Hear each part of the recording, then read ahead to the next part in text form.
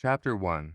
Now, these are the names of the children of Israel, which came into Egypt. Every man and his household came with Jacob: Reuben, Simeon, Levi, and Judah, Issachar, Zebulun, and Benjamin, for Dan, and Naphtali, Gad, and Asher. And all the souls that came out of the loins of Jacob were 70 souls.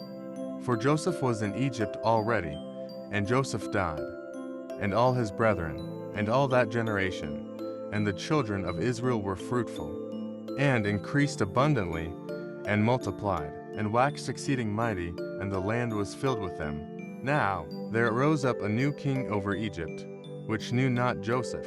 And he said unto his people, Behold, the people of the children of Israel are more and mightier than we come on. Let us deal wisely with them, lest they multiply.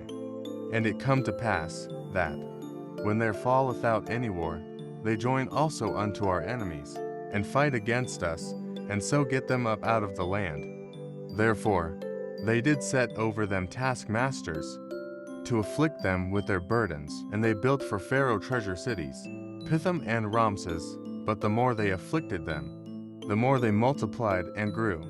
And they were grieved because of the children of Israel. The Egyptians made the children of Israel to serve with rigor, and they made their lives bitter with hard bondage, in mortar, and in brick, and in all manner of service in the field. All their service, wherein they made them serve, was with rigor. And the king of Egypt spake to the Hebrew midwives, of which the name of the one was Shiphrah, and the name of the other Puah. And he said, When ye do the office of a midwife to the Hebrew women, and see them upon the stools, if it be a son, then ye shall kill him, but if it be a daughter, then she shall live. But the midwives feared God and did not, as the king of Egypt commanded them, but saved the men children alive. And the king of Egypt called for the midwives, and said unto them, Why have you done this thing, and have saved the men children alive? And the midwives said unto Pharaoh, Because the Hebrew women are not as the Egyptian women, for they are lively, and are delivered ere the midwives come in unto them. Therefore God dealt well with the midwives, and the people multiplied and waxed very mighty. And it came to pass, because the midwives feared God, that he made them houses. And Pharaoh charged all his people, saying, Every son that is born ye shall cast into the river, and every daughter ye shall save alive. Chapter 2. And there went a man of the house of Levi, and took to wife a daughter of Levi. And the woman conceived, and bare a son. And when she saw him, that he was a goodly child, she hid him 3 months. And when she could not longer hide him, she took for him an ark of bulrushes, and daubed it with slime and with pitch, and put the child therein, and she laid it in the flags, by the river's brink. And his sister stood afar off, to wit what would be done to him. And the daughter of Pharaoh came down to wash herself at the river, and her maidens walked along by the river's side. And when she saw the ark among the flags, she sent her maid to fetch it. And when she had opened it, she saw the child, and, behold, the babe wept. And she had compassion on him, and said, This is one of the Hebrews' children. Then said his sister to Pharaoh's daughter, Shall I go and call to thee a nurse of the Hebrew women, that she may nurse the child for thee? And Pharaoh's daughter said to her, Go. And the maid went and called the child's mother. And Pharaoh's daughter said unto her, Take this child away, and nurse it for me, and I will give thee thy wages. And the woman took the child, and nursed it, and the child grew. And she brought him unto Pharaoh's daughter, and he became her son. And she called his name Moses, and she said, Because I drew him out of the water.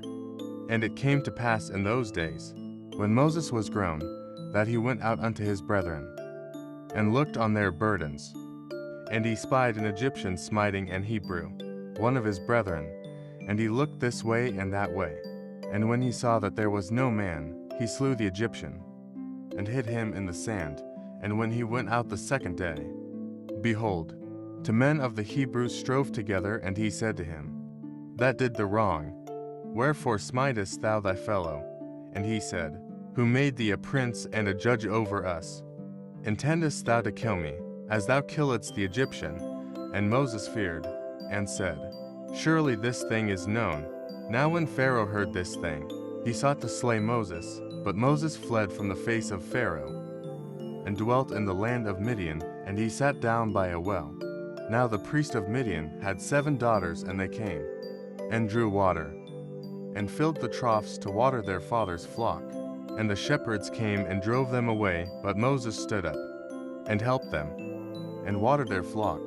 And when they came to rule their father, he said, How is it that ye are come so soon today?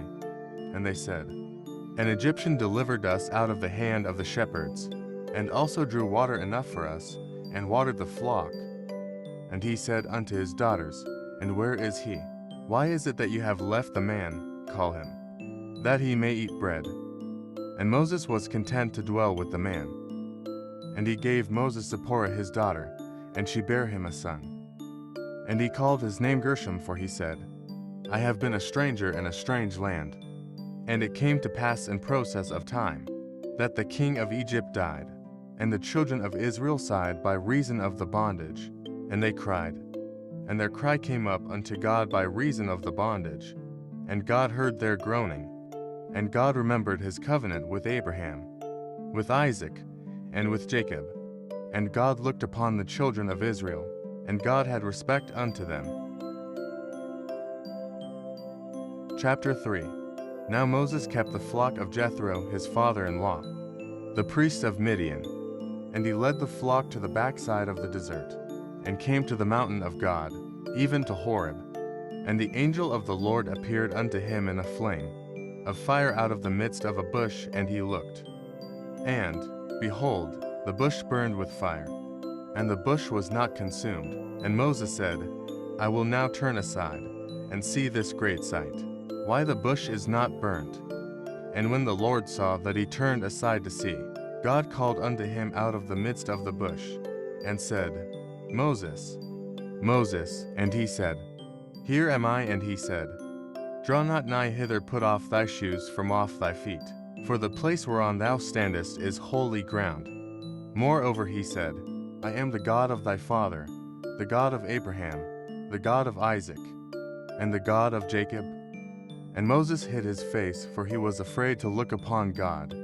And the Lord said, I have surely seen the affliction of my people, which are in Egypt, and have heard their cry by reason of their taskmasters. For I know their sorrows, and I am come down to deliver them out of the hand of the Egyptians, and to bring them up out of that land unto a good land and a large, unto a land flowing with milk and honey, unto the place of the Canaanites, and the Hittites, and the Amorites, and the Perizzites, and the Hivites, and the Jebusites.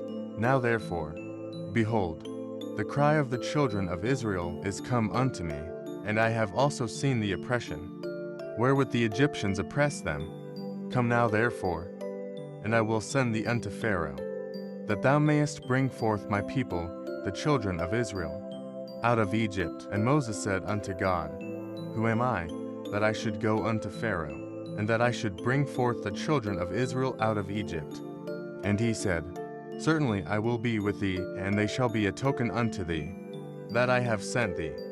When thou hast brought forth the people out of Egypt, ye shall serve God upon this mountain. And Moses said unto God, Behold, when I come unto the children of Israel, and shall say unto them, The God of your fathers hath sent me unto you, and they shall say to me, What is his name?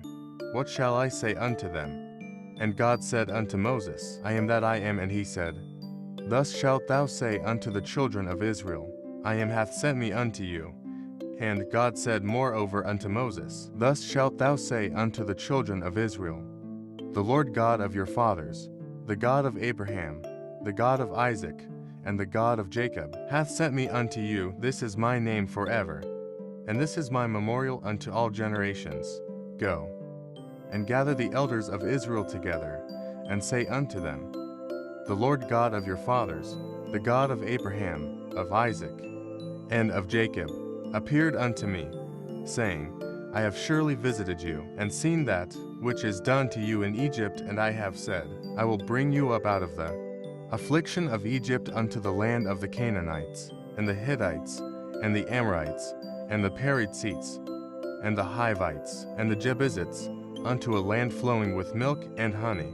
And they shall hearken to thy voice, and thou shalt come, thou and the elders of Israel, unto the king of Egypt. And ye shall say unto him, The Lord God of the Hebrews hath met with us, and now let us go.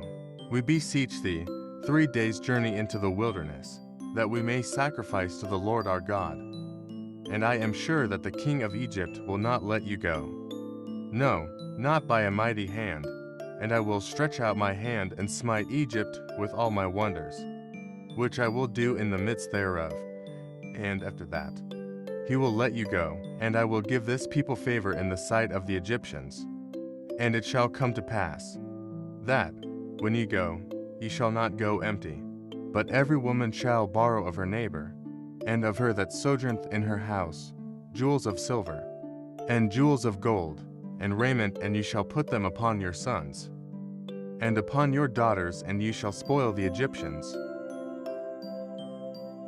Chapter 4. And Moses answered and said, But, behold, they will not believe me, nor hearken unto my voice, for they will say, The Lord hath not appeared unto thee. And the Lord said unto him, What is that in thine hand? And he said, A rod. And he said, Cast it on the ground. And he cast it on the ground. And it became a serpent, and Moses fled from before it. And the Lord said unto Moses, Put forth thine hand, and take it by the tail. And he put forth his hand, and caught it. And it became a rod in his hand, that they may believe that the Lord God of their fathers, the God of Abraham, the God of Isaac, and the God of Jacob, hath appeared unto thee.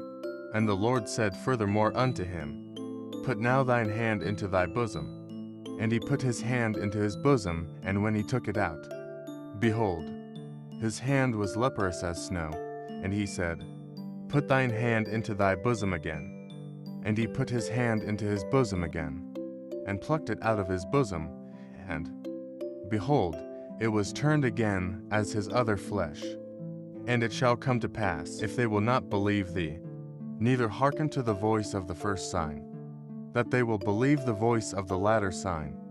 And it shall come to pass, if they will not believe also these 2 signs, neither hearken unto thy voice, that thou shalt take of the water of the river, and pour it upon the dry land, and the water, which thou takest out of the river, shall become blood upon the dry land. And Moses said unto the Lord, O my Lord, I am not eloquent, neither heretofore, nor since thou hast spoken unto thy servant, but I am slow of speech, and of a slow tongue.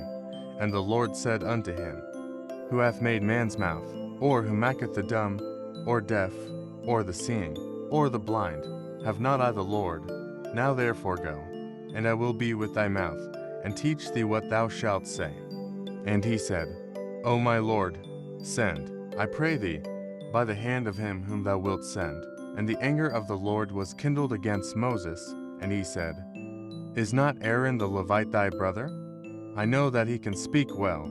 And also, behold, he cometh forth to meet thee, and when he seeth thee, he will be glad in his heart, and thou shalt speak unto him, and put words in his mouth, and I will be with thy mouth, and with his mouth, and will teach you what ye shall do. And he shall be thy spokesman unto the people, and he shall be. Even he shall be to thee instead of a mouth, and thou shalt be to him instead of God. And thou shalt take this rod in thine hand, wherewith thou shalt do signs. And Moses went and returned to Jethro, his father-in-law, and said unto him, Let me go, I pray thee, and return unto my brethren, which are in Egypt, and see whether they be yet alive. And Jethro said to Moses, Go in peace.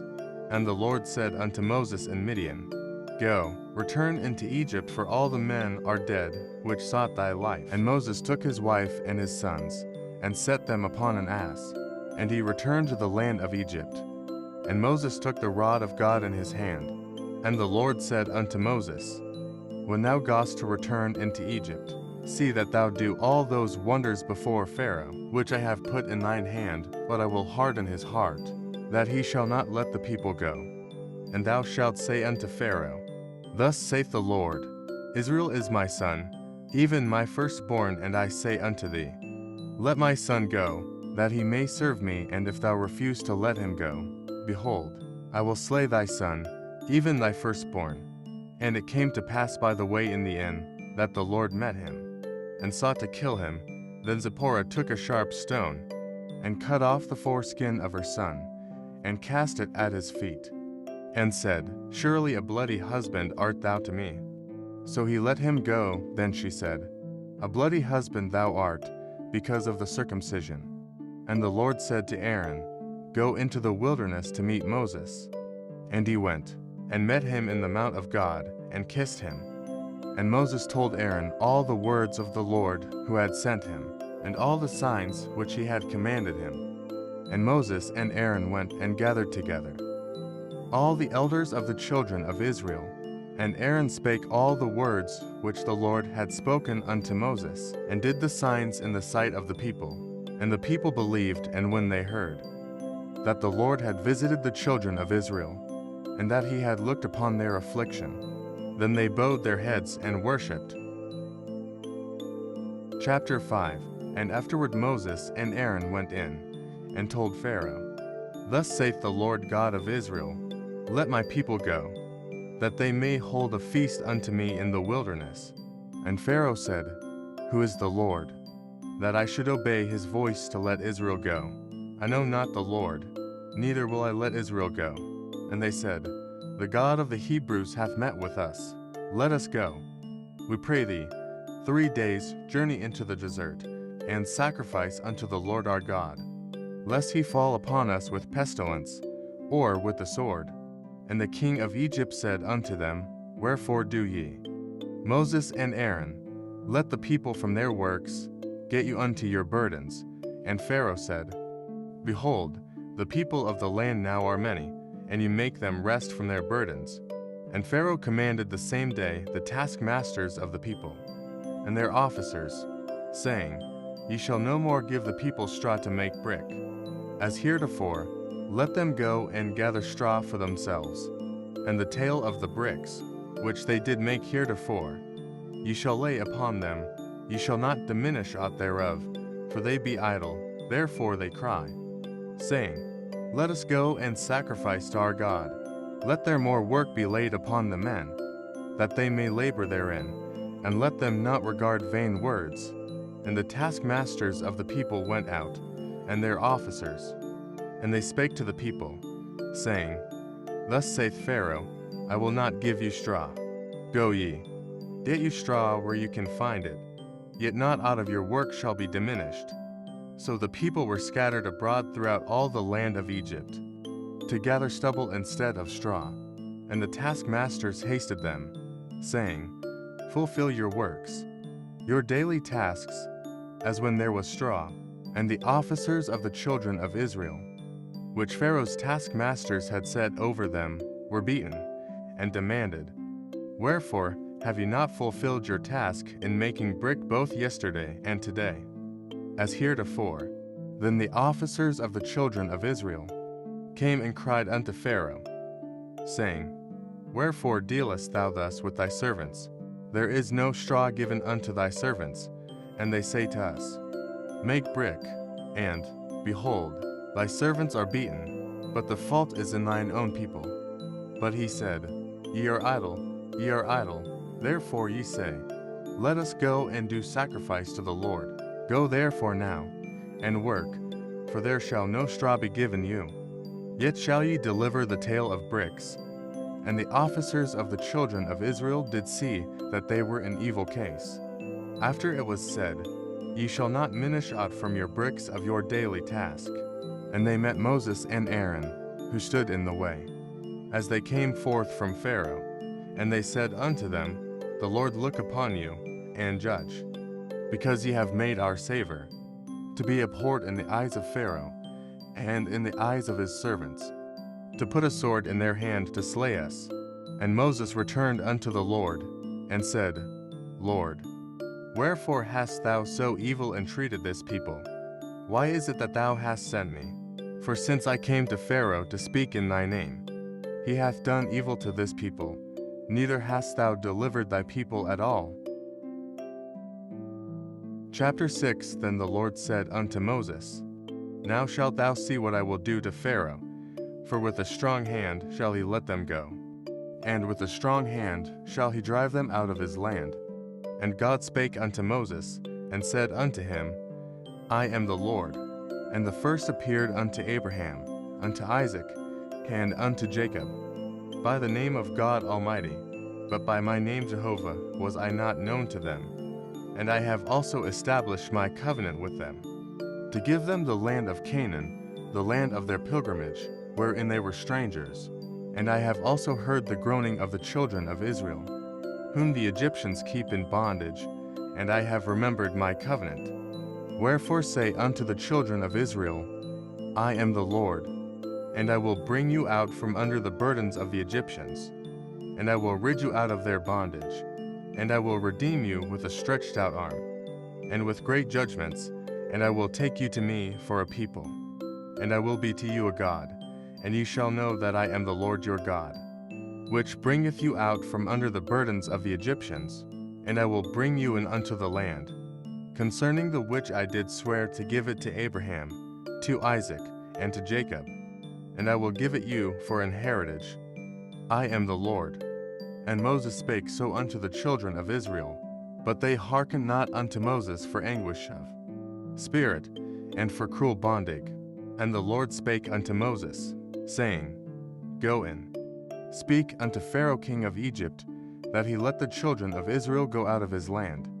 And Moses spake before the Lord, saying, Behold, the children of Israel have not hearkened unto me, how then shall Pharaoh hear me, who am of uncircumcised lips? And the Lord spake unto Moses and unto Aaron, and gave them a charge unto the children of Israel, and unto Pharaoh king of Egypt, to bring the children of Israel out of the land of Egypt. These be the heads of their fathers' houses, the sons of Reuben the firstborn of Israel, Hanok, and Palu, Hezron, and Carmi. These be the families of Reuben. And the sons of Simeon, Jemuel, and Jamin, and Ohad, and Jachin, and Zohar, and Shaul the son of a Canaanitish woman. These are the families of Simeon. And these are the names of the sons of Levi, according to their generations, Gershon, and Kohath, and Merari. And the years of the life of Levi were 137 years. The sons of Gershon, Libni, and Shimi, according to their families. And the sons of Kohath, Amram, and Izhar, and Hebron, and Uzziel. And the years of the life of Kohath were 133 years. And the sons of Merari, Mahali and Mushi. These are the families of Levi according to their generations. And Amram took him Jochebed, his father's sister, to wife. And she bare him Aaron and Moses. And the years of the life of Amram were 137 years. And the sons of Izhar, Korah, and Nepheg, and Zikri. And the sons of Uzziel, Mishal, and Elzaphan, and Zithri. And the sons of Uzziel, Mishal, and Elzaphan, and Zithri. And Aaron took him Elisheba, daughter of Amminadab, sister of Nahshon, to wife. And she bare him Nadab, and Abihu, Eleazar, and Ithamar. And the sons of Korah, Asir, and Elkanah, and Abiasaph. These are the families of the Korhites. And Eleazar, Aaron's son, took him one of the daughters of Putiel to wife, and she bare him Phinehas. These are the heads of the fathers of the Levites, according to their families. These are that Aaron and Moses, to whom the Lord said, Bring out the children of Israel from the land of Egypt according to their armies. These are they which spake to Pharaoh king of Egypt, to bring out the children of Israel from Egypt. These are that Moses and Aaron. And it came to pass on the day when the Lord spake unto Moses in the land of Egypt, that the Lord spake unto Moses, saying, I am the Lord, speak thou unto Pharaoh king of Egypt all that I say unto thee.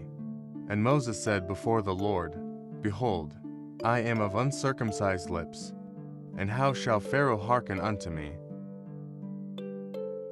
Chapter 7.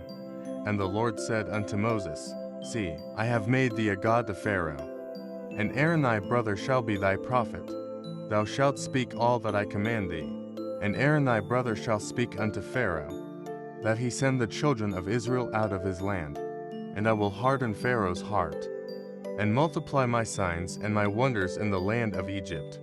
But Pharaoh shall not hearken unto you, that I may lay my hand upon Egypt, and bring forth mine armies, and my people the children of Israel, out of the land of Egypt by great judgments. And the Egyptians shall know that I am the Lord, when I stretch forth mine hand upon Egypt, and bring out the children of Israel from among them. And Moses and Aaron did as the Lord commanded them, so did they. And Moses was 80 years old, and Aaron 83 years old, when they spake unto Pharaoh. And the Lord spake unto Moses and unto Aaron, saying, When Pharaoh shall speak unto you, saying, Shew a miracle for you, then thou shalt say unto Aaron, Take thy rod, and cast it before Pharaoh, and it shall become a serpent. And Moses and Aaron went in unto Pharaoh, and they did so as the Lord had commanded. And Aaron cast down his rod before Pharaoh, and before his servants, and it became a serpent. Then Pharaoh also called the wise men, and the sorcerers, now the magicians of Egypt. They also did in like manner with their enchantments, for they cast down every man his rod, and they became serpents. But Aaron's rod swallowed up their rods, and he hardened Pharaoh's heart, that he hearkened not unto them as the Lord had said. And the Lord said unto Moses, Pharaoh's heart is hardened, he refuseth to let the people go. Get thee unto Pharaoh in the morning. Lo, he goeth out unto the water, and thou shalt stand by the river's brink against he come. And the rod which was turned to a serpent shalt thou take in thine hand, and thou shalt say unto him, The Lord God of the Hebrews hath sent me unto thee, saying, Let my people go, that they may serve me in the wilderness. And, behold, hitherto thou wouldest not hear. Thus saith the Lord, In this thou shalt know that I am the Lord. Behold, I will smite with the rod that is in mine hand upon the waters which are in the river, and they shall be turned to blood. And the fish that is in the river shall die, and the river shall stink, and the Egyptians shall loathe to drink of the water of the river. And the Lord spake unto Moses, Say unto Aaron, Take thy rod, and stretch out thine hand upon the waters of Egypt, upon their streams, upon their rivers, and upon their ponds, and upon all their pools of water, that they may become blood, and that there may be blood throughout all the land of Egypt, both in vessels of wood, and in vessels of stone.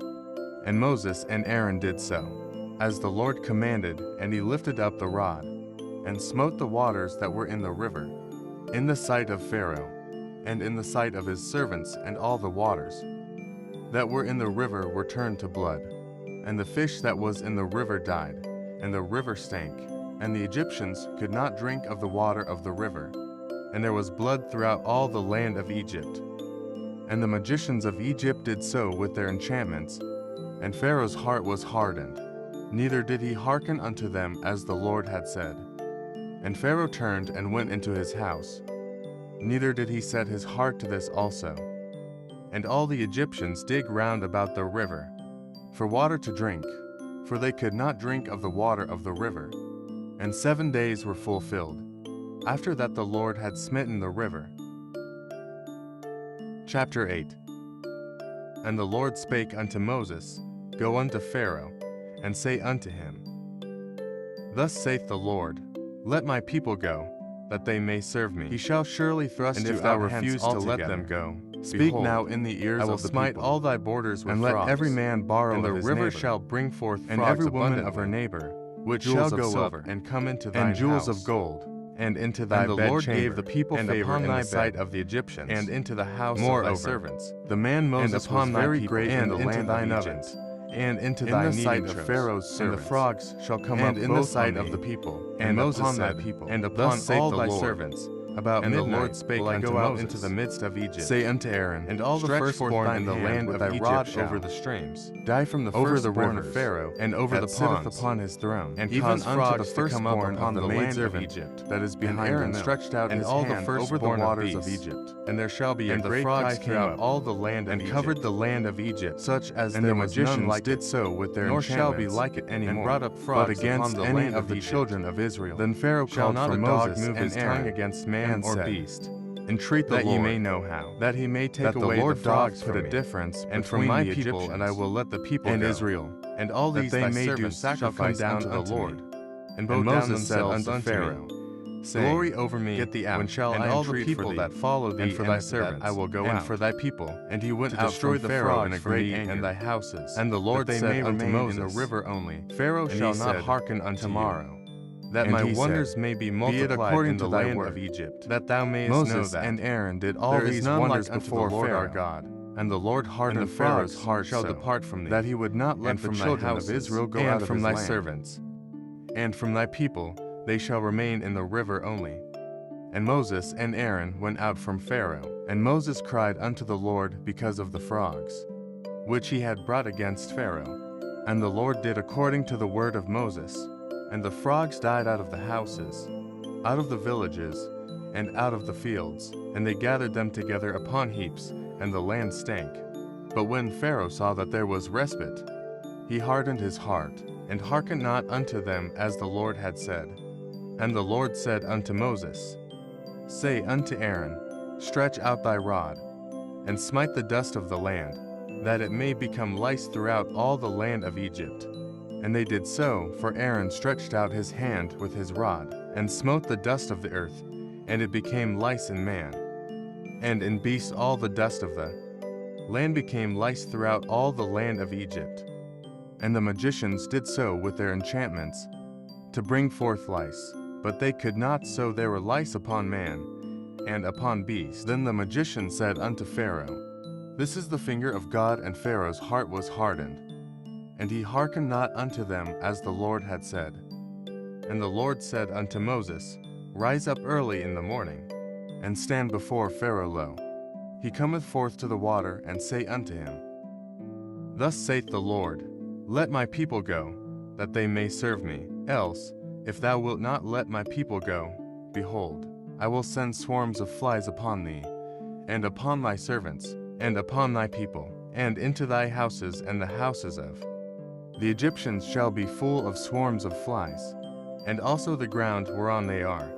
And I will sever in that day the land of Goshen, in which my people dwell, that no swarms of flies shall be there to the end. Thou mayest know that I am the Lord in the midst of the earth, and I will put a division between my people and thy people tomorrow. Shall this sign be? And the Lord did so. And there came a grievous swarm of flies into the house of Pharaoh, and into his servants' houses, and into all the land of Egypt. The land was corrupted by reason of the swarm of flies. And Pharaoh called for Moses and for Aaron, and said, Go ye, sacrifice to your God in the land. And Moses said, It is not meet so to do, for we shall sacrifice the abomination of the Egyptians to the Lord our God. Lo, shall we sacrifice the abomination of the Egyptians before their eyes, and will they not stone us? We will go 3 days' journey into the wilderness, and sacrifice to the Lord our God, as he shall command us. And Pharaoh said, I will let you go, that ye may sacrifice to the Lord your God in the wilderness, only ye shall not go very far away. Entreat for me. And Moses said, Behold, I go out from thee, and I will entreat the Lord, that the swarms of flies may depart from Pharaoh, from his servants, and from his people tomorrow. But let not Pharaoh deal deceitfully any more, in not letting the people go to sacrifice to the Lord. And Moses went out from Pharaoh, and entreated the Lord. And the Lord did according to the word of Moses, and he removed the swarms of flies from Pharaoh, from his servants, and from his people there remained not one. And Pharaoh hardened his heart at this time also, neither would he let the people go. Chapter 9. Then the Lord said unto Moses, Go in unto Pharaoh, and tell him, Thus saith the Lord God of the Hebrews, Let my people go, that they may serve me. For if thou refuse to let them go, and wilt hold them still, behold, the hand of the Lord is upon thy cattle, which is in the field, upon the horses, upon the asses, upon the camels, upon the oxen. And upon the sheep there shall be a very grievous murrain, and the Lord shall sever between the cattle of Israel and the cattle of Egypt, and there shall nothing die of all. That is the children of Israel. And the Lord appointed a set time, saying, Tomorrow the Lord shall do this thing in the land. And the Lord did that thing on the morrow. And all the cattle of Egypt died. But of the cattle of the children of Israel died not one. And Pharaoh sent, and, behold, there was not one of the cattle of the Israelites dead. The heart of Pharaoh was hardened, and he did not let the people go. And the Lord said unto Moses and unto Aaron, Take to you handfuls of ashes of the furnace, and let Moses sprinkle it toward the heaven, in the sight of Pharaoh. And it shall become small dust in all the land of Egypt, and shall be a boil breaking forth with blains upon man, and upon beast, throughout all the land of Egypt. And they took ashes of the furnace, and stood before Pharaoh, and Moses sprinkled it up toward heaven. And it became a boil breaking forth with blains upon man, and upon beast. And the magicians could not stand before Moses because of the boils, for the boil was upon the magicians, and upon all the Egyptians. And the Lord hardened the heart of Pharaoh, and he hearkened not unto them as the Lord had spoken unto Moses. And the Lord said unto Moses, Rise up early in the morning, and stand before Pharaoh, and say unto him, Thus saith the Lord God of the Hebrews, Let my people go, that they may serve me. For I will at this time send all my plagues upon thine heart, and upon thy servants, and upon thy people, that thou mayest know that there is none like me in all the earth. For now I will stretch out my hand, that I may smite thee, and thy people with pestilence, and thou shalt be cut off from the earth. And in very deed for this cause have I raised thee up for to shew in thee my power, and that my name may be declared throughout all the earth. As yet exaltest thou thyself against my people, that thou wilt not let them go. Behold, tomorrow about this time I will cause it to rain a very grievous hail, such as hath not been in Egypt, since the foundation thereof even until now. Send therefore now, and gather thy cattle, and all that thou hast in the field, for upon every man and beast, which shall be found in the field, and shall not be brought home, the hail shall come down upon them, and they shall die. He that feared the word of the Lord among the servants of Pharaoh made his servants and his cattle flee into the houses, and he that regarded not the word of the Lord left his servants and his cattle in the field. And the Lord said unto Moses, Stretch forth thine hand toward heaven, that there may be hail in all the land of Egypt, upon man, and upon beast, and upon every herb of the field, throughout the land of Egypt. And Moses stretched forth his rod toward heaven, and the Lord sent thunder and hail, and the fire ran along upon the ground, and the Lord rained hail upon the land of Egypt. So there was hail, and fire mingled with the hail, very grievous, such as there was none like it in all the land of Egypt since it became a nation. And the hail smote throughout all the land of Egypt, all that was in the field, both man and beast, and the hail smote every herb of the field, and brake every tree of the field. Only in the land of Goshen, where the children of Israel were, was there no hail. And Pharaoh sent, and called for Moses and Aaron, and said unto them, I have sinned this time, the Lord is righteous, and I and my people are wicked. Entreat the Lord, for it is enough that there be no more mighty thunderings and hail, and I will let you go, and you shall stay no longer. And Moses said unto him, As soon as I am gone out of the city, I will spread abroad my hands unto the Lord, and the thunder shall cease, neither shall there be any more hail, that thou mayest know how that the earth is the Lord's.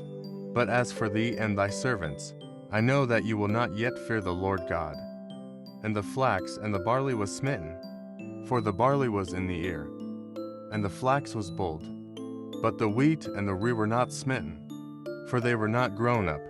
Moses went out of the city from Pharaoh, and spread abroad his hands unto the Lord. And the thunders and hail ceased, and the rain was not poured upon the earth. And when Pharaoh saw that the rain and the hail, and the thunders were ceased, he sinned yet more and hardened his heart, he and his servants. And the heart of Pharaoh was hardened, neither would he let the children of Israel go. Chapter 10. And the Lord said unto Moses, Go in unto Pharaoh, for I have hardened his heart, and the heart of his servants, that I might shew these my signs before him, and that thou mayest tell in the ears of thy son, and of thy son's son, what things I have wrought in Egypt, and my signs which I have done among them, that ye may know how that I am the Lord. And Moses and Aaron came in unto Pharaoh, and said unto him, Thus saith the Lord God of the Hebrews, How long wilt thou refuse to humble thyself before me?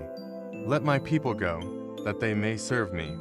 Else, if thou refuse to let my people go, behold, tomorrow will I bring the locusts into thy coast, and they shall cover the face of the earth, that one cannot be able to see the earth, and they shall eat the residue of that which is escaped, which remaineth unto you from the hail, and shall eat every tree which groweth for you out of the field, and they shall fill thy houses, and the houses of all thy servants, and the houses of all the Egyptians, which neither thy fathers, nor thy fathers' fathers have seen, since the day that they were upon the earth unto this day.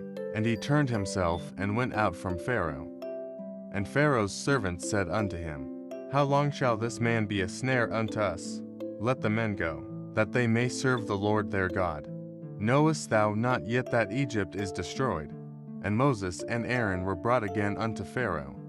And he said unto them, Go, serve the Lord your God, but who are they that shall go? And Moses said, We will go with our young and with our old, with our sons and with our daughters, with our flocks and with our herds will we go, for we must hold a feast unto the Lord. And he said unto them, Let the Lord be so with you, as I will let you go, and your little ones look to it, for evil is before you. Not so go now ye that are men, and serve the Lord, for that ye did desire. And they were driven out from Pharaoh's presence. And the Lord said unto Moses, Stretch out thine hand over the land of Egypt for the locusts, that they may come up upon the land of Egypt, and eat every herb of the land, even all that the hail hath left. And Moses stretched forth his rod over the land of Egypt, and the Lord brought an east wind upon the land all that day, and all that night, and when it was morning, the east wind brought the locusts, and the locusts went up over all the land of Egypt, and rested in all the coasts of Egypt. Very grievous were they before them. There were no such locusts as they, neither after them shall be such. For they covered the face of the whole earth, so that the land was darkened. And they did eat every herb of the land, and all the fruit of the trees, which the hail had left. And there remained not any green thing in the trees, or in the herbs of the field, through all the land of Egypt. Then Pharaoh called for Moses and Aaron in haste, and he said, I have sinned against the Lord your God and against you. Now therefore forgive, I pray thee, my sin only this once, and entreat the Lord your God, that he may take away from me this death only. And he went out from Pharaoh and entreated the Lord. And the Lord turned a mighty strong west wind, which took away the locusts and cast them into the Red Sea. There remained not one locust in all the coasts of Egypt. But the Lord hardened Pharaoh's heart so, that he would not let the children of Israel go. And the Lord said unto Moses, Stretch out thine hand toward heaven, that there may be darkness over the land of Egypt, even darkness which may be felt. And Moses stretched forth his hand toward heaven, and there was a thick darkness in all the land of Egypt 3 days. They saw not one another, neither rose any from his place for 3 days. But all the children of Israel had light in their dwellings. And Pharaoh called unto Moses, and said, Go ye, serve the Lord, only let your flocks and your herds be stayed, let your little ones also go with you. And Moses said, Thou must give us also sacrifices and burnt offerings. that we may sacrifice unto the Lord our God. Our cattle also shall go with us. There shall not an hoof be left behind. For thereof must we take to serve the Lord, our God. And we know not with what we must serve the Lord, until we come thither. But the Lord hardened Pharaoh's heart, and he would not let them go. And Pharaoh said unto him, Get thee from me, take heed to thyself. See my face no more, for in that day thou seest my face, thou shalt die. And Moses said, Thou hast spoken well. I will see thy face again no more. Chapter 11. And the Lord said unto Moses, Yet will I bring one plague more upon Pharaoh, and upon Egypt afterwards he will let you go hence. When he shall let you go, he shall surely thrust you out hence altogether. Speak now in the ears of the people, and let every man borrow of his neighbor, and every woman of her neighbor, jewels of silver, and jewels of gold. And the Lord gave the people favor in the sight of the Egyptians. Moreover, the man Moses was very great in the land of Egypt, in the sight of Pharaoh's servants, and in the sight of the people. And Moses said, Thus saith the Lord, About midnight will I go out into the midst of Egypt, and all the firstborn in the land of Egypt shall die, from the firstborn of Pharaoh that sitteth upon his throne, even unto the firstborn of the maidservant that is behind the mill, and all the firstborn of beasts. And there shall be a great cry throughout all the land of Egypt, such as there was none like it, nor shall be like it any more. But against any of the children of Israel shall not a dog move his tongue against man or beast, that ye may know how that the Lord doth put a difference between the Egyptians and Israel. And all these thy servants shall come down unto me, and bow down themselves unto me, saying, Get thee out, and all the people that follow thee, and after that I will go out. And he went out from Pharaoh in a great anger. And the Lord said unto Moses, Pharaoh shall not hearken unto you, that my wonders may be multiplied in the land of Egypt. Moses and Aaron did all these wonders before Pharaoh, and the Lord hardened Pharaoh's heart so, that he would not let the children of Israel go out of his land. Chapter 12. And the Lord spake unto Moses and Aaron in the land of Egypt, saying, This month shall be unto you the beginning of months. It shall be the first month of the year to you. Speak ye unto all the congregation of Israel, saying, In the 10th day of this month they shall take to them every man a lamb, according to the house of their fathers, a lamb for an house. And if the household be too little for the lamb, let him and his neighbor next unto his house take it according to the number of the souls. Every man according to his eating shall make your count for the lamb. Your lamb shall be without blemish. A male of the first year ye shall take it out from the sheep, or from the goats, and ye shall keep it up until the 14th day of the same month. And the whole assembly of the congregation of Israel shall kill it in the evening. And they shall take of the blood, and strike it on the 2 side posts, and on the upper door post of the houses, wherein they shall eat it. And they shall eat the flesh in that night. Roast with fire, and unleavened bread, and with bitter herbs they shall eat it. Eat not of it raw, nor sodden at all with water, but roast with fire his head with his legs, and with the purtenance thereof. And ye shall let nothing of it remain until the morning, and that which remaineth of it until the morning ye shall burn with fire. And thus shall ye eat it with your loins girded, your shoes on your feet, and your staff in your hand, and ye shall eat it in haste. It is the Lord's Passover. For I will pass through the land of Egypt this night, and will smite all the firstborn in the land of Egypt, both man and beast. And against all the gods of Egypt I will execute judgment. I am the Lord. And the blood shall be to you for a token upon the houses where ye are. And when I see the blood, I will pass over you, and the plague shall not be upon you to destroy you, when I smite the land of Egypt. And this day shall be unto you for a memorial, and ye shall keep it a feast to the Lord throughout your generations. Ye shall keep it a feast by an ordinance forever. 7 days shall ye eat unleavened bread. Even the first day ye shall put away leaven out of your houses. For whosoever eateth leavened bread from the first day until the 7th day, that soul shall be cut off from Israel. And in the first day there shall be an holy convocation, and in the 7th day there shall be an holy convocation.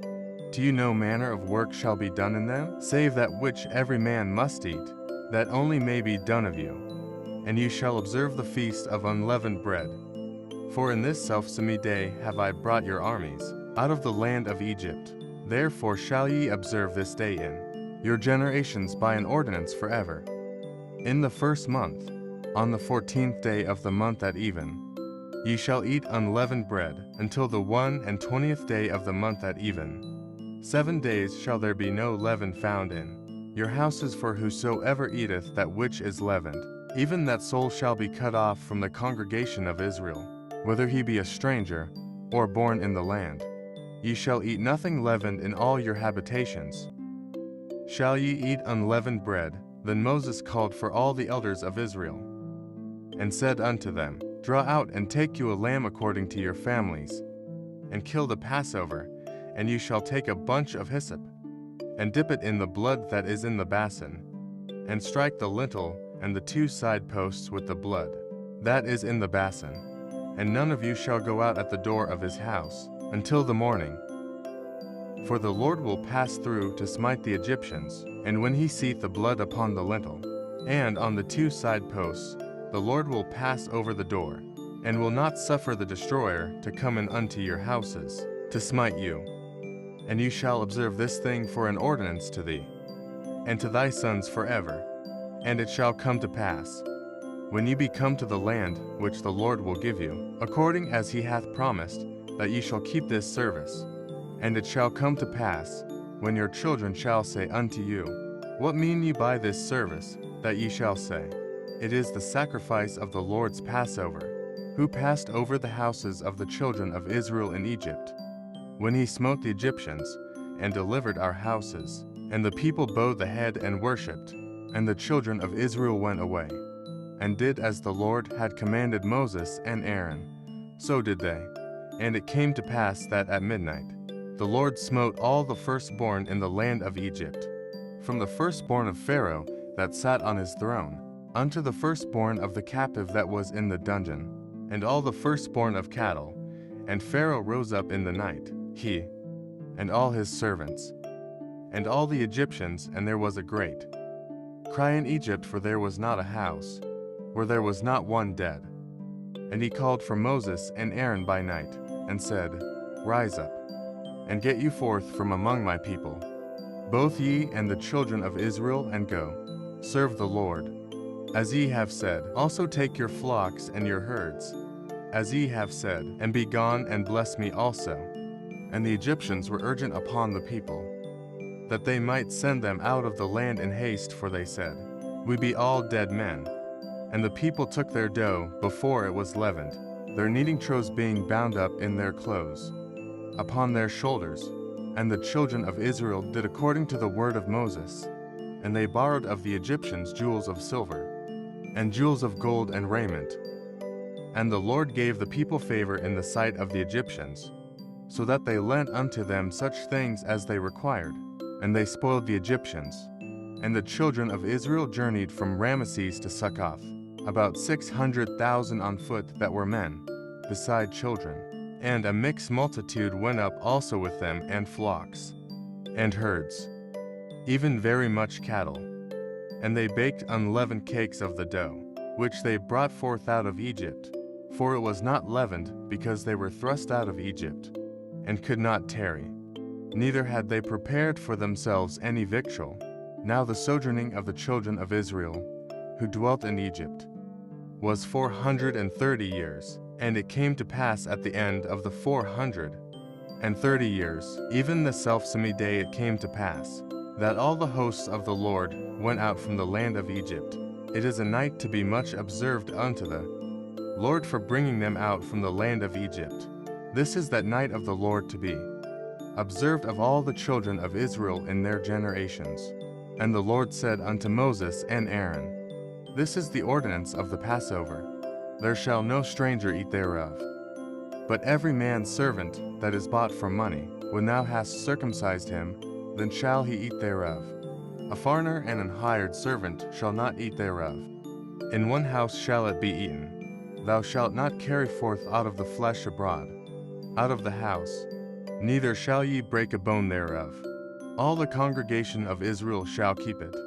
And when a stranger shall sojourn with thee, and will keep the Passover to the Lord, let all his males be circumcised, and then let him come near and keep it. And he shall be as one that is born in the land, for no uncircumcised person shall eat thereof. One law shall be to him that is homeborn, and unto the stranger that sojourneth among you. Thus did all the children of Israel, as the Lord commanded Moses and Aaron. So did they. And it came to pass the selfsame day, that the Lord did bring the children of Israel out of the land of Egypt by their armies. Chapter 13. And the Lord spake unto Moses, saying, Sanctify unto me all the firstborn, whatsoever openeth the womb among the children of Israel, both of man and of beast it is mine.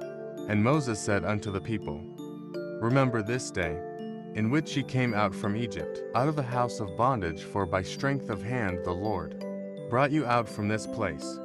There shall no leavened bread be eaten. This day came ye out in the month of BiBlE. And it shall be, when the Lord shall bring thee into the land of the Canaanites, and the Hittites, and the Amorites, and the Hivites, and the Jebusites, which he sware unto thy fathers to give thee, a land flowing with milk and honey, that thou shalt keep this service in this month. 7 days thou shalt eat unleavened bread, and in the 7th day shall be a feast to the Lord. Unleavened bread shall be eaten 7 days, and there shall no leavened bread be seen with thee, neither shall there be leaven seen with thee in all thy quarters. And thou shalt shew thy son in that day, saying, This is done because of that which the Lord did unto me when I came forth out of Egypt. And it shall be for a sign unto thee upon thine hand, and for a memorial between thine eyes, that the Lord's law may be in thy mouth. For with a strong hand hath the Lord brought thee out of Egypt. Thou shalt therefore keep this ordinance in his season, from year to year. And it shall be, when the Lord shall bring thee into the land of the Canaanites, as he sware unto thee and to thy fathers, and shall give it thee, that thou shalt set apart unto the Lord all that openeth the matrix, and every firstling that cometh of a beast, which thou hast the males shall be the Lord's, and every firstling of an ass thou shalt redeem with a lamb. And if thou wilt not redeem it, then thou shalt break his neck. And all the firstborn of man among thy children shalt thou redeem. And it shall be, when thy son asketh thee in time to come, saying, What is this? That thou shalt say unto him, By strength of hand the Lord brought us out from Egypt, from the house of bondage. And it came to pass, when Pharaoh would hardly let us go, that the Lord slew all the firstborn in the land of Egypt, both the firstborn of man, and the firstborn of beast. Therefore I sacrifice to the Lord all that openeth the matrix, being males, but all the firstborn of my children I redeem. And it shall be for a token upon thine hand, and for frontlets between thine eyes. For by strength of hand the Lord brought us forth out of Egypt. And it came to pass, when Pharaoh had let the people go, that God led them, not through the way of the land of the Philistines, although that was near. For God said, Lest peradventure the people repent when they see war, and they return to Egypt. But God led the people about through the way of the wilderness of the Red Sea. And the children of Israel went up, harnessed out of the land of Egypt. And Moses took the bones of Joseph with him, for he had straitly sworn the children of Israel, saying, God will surely visit you, and you shall carry up my bones away hence with you. And they took their journey from Succoth, and encamped in Etham, in the edge of the wilderness. And the Lord went before them by day in a pillar of a cloud to lead them the way, and by night in a pillar of fire to give them light to go by day and night. He took not away the pillar of the cloud by day, nor the pillar of fire by night, from before the people. Chapter 14. And the Lord spake unto Moses, saying, Speak unto the children of Israel, that they turn and encamp before Pihahiroth, between Migdol and the sea. over against Baal-zephon, before it shall ye encamp by the sea. For Pharaoh will say of the children of Israel, They are entangled in the land, the wilderness hath shut them in. And I will harden Pharaoh's heart, that he shall follow after them. And I will be honored upon Pharaoh, and upon all his hosts, that the Egyptians may know that I am the Lord. And they did so.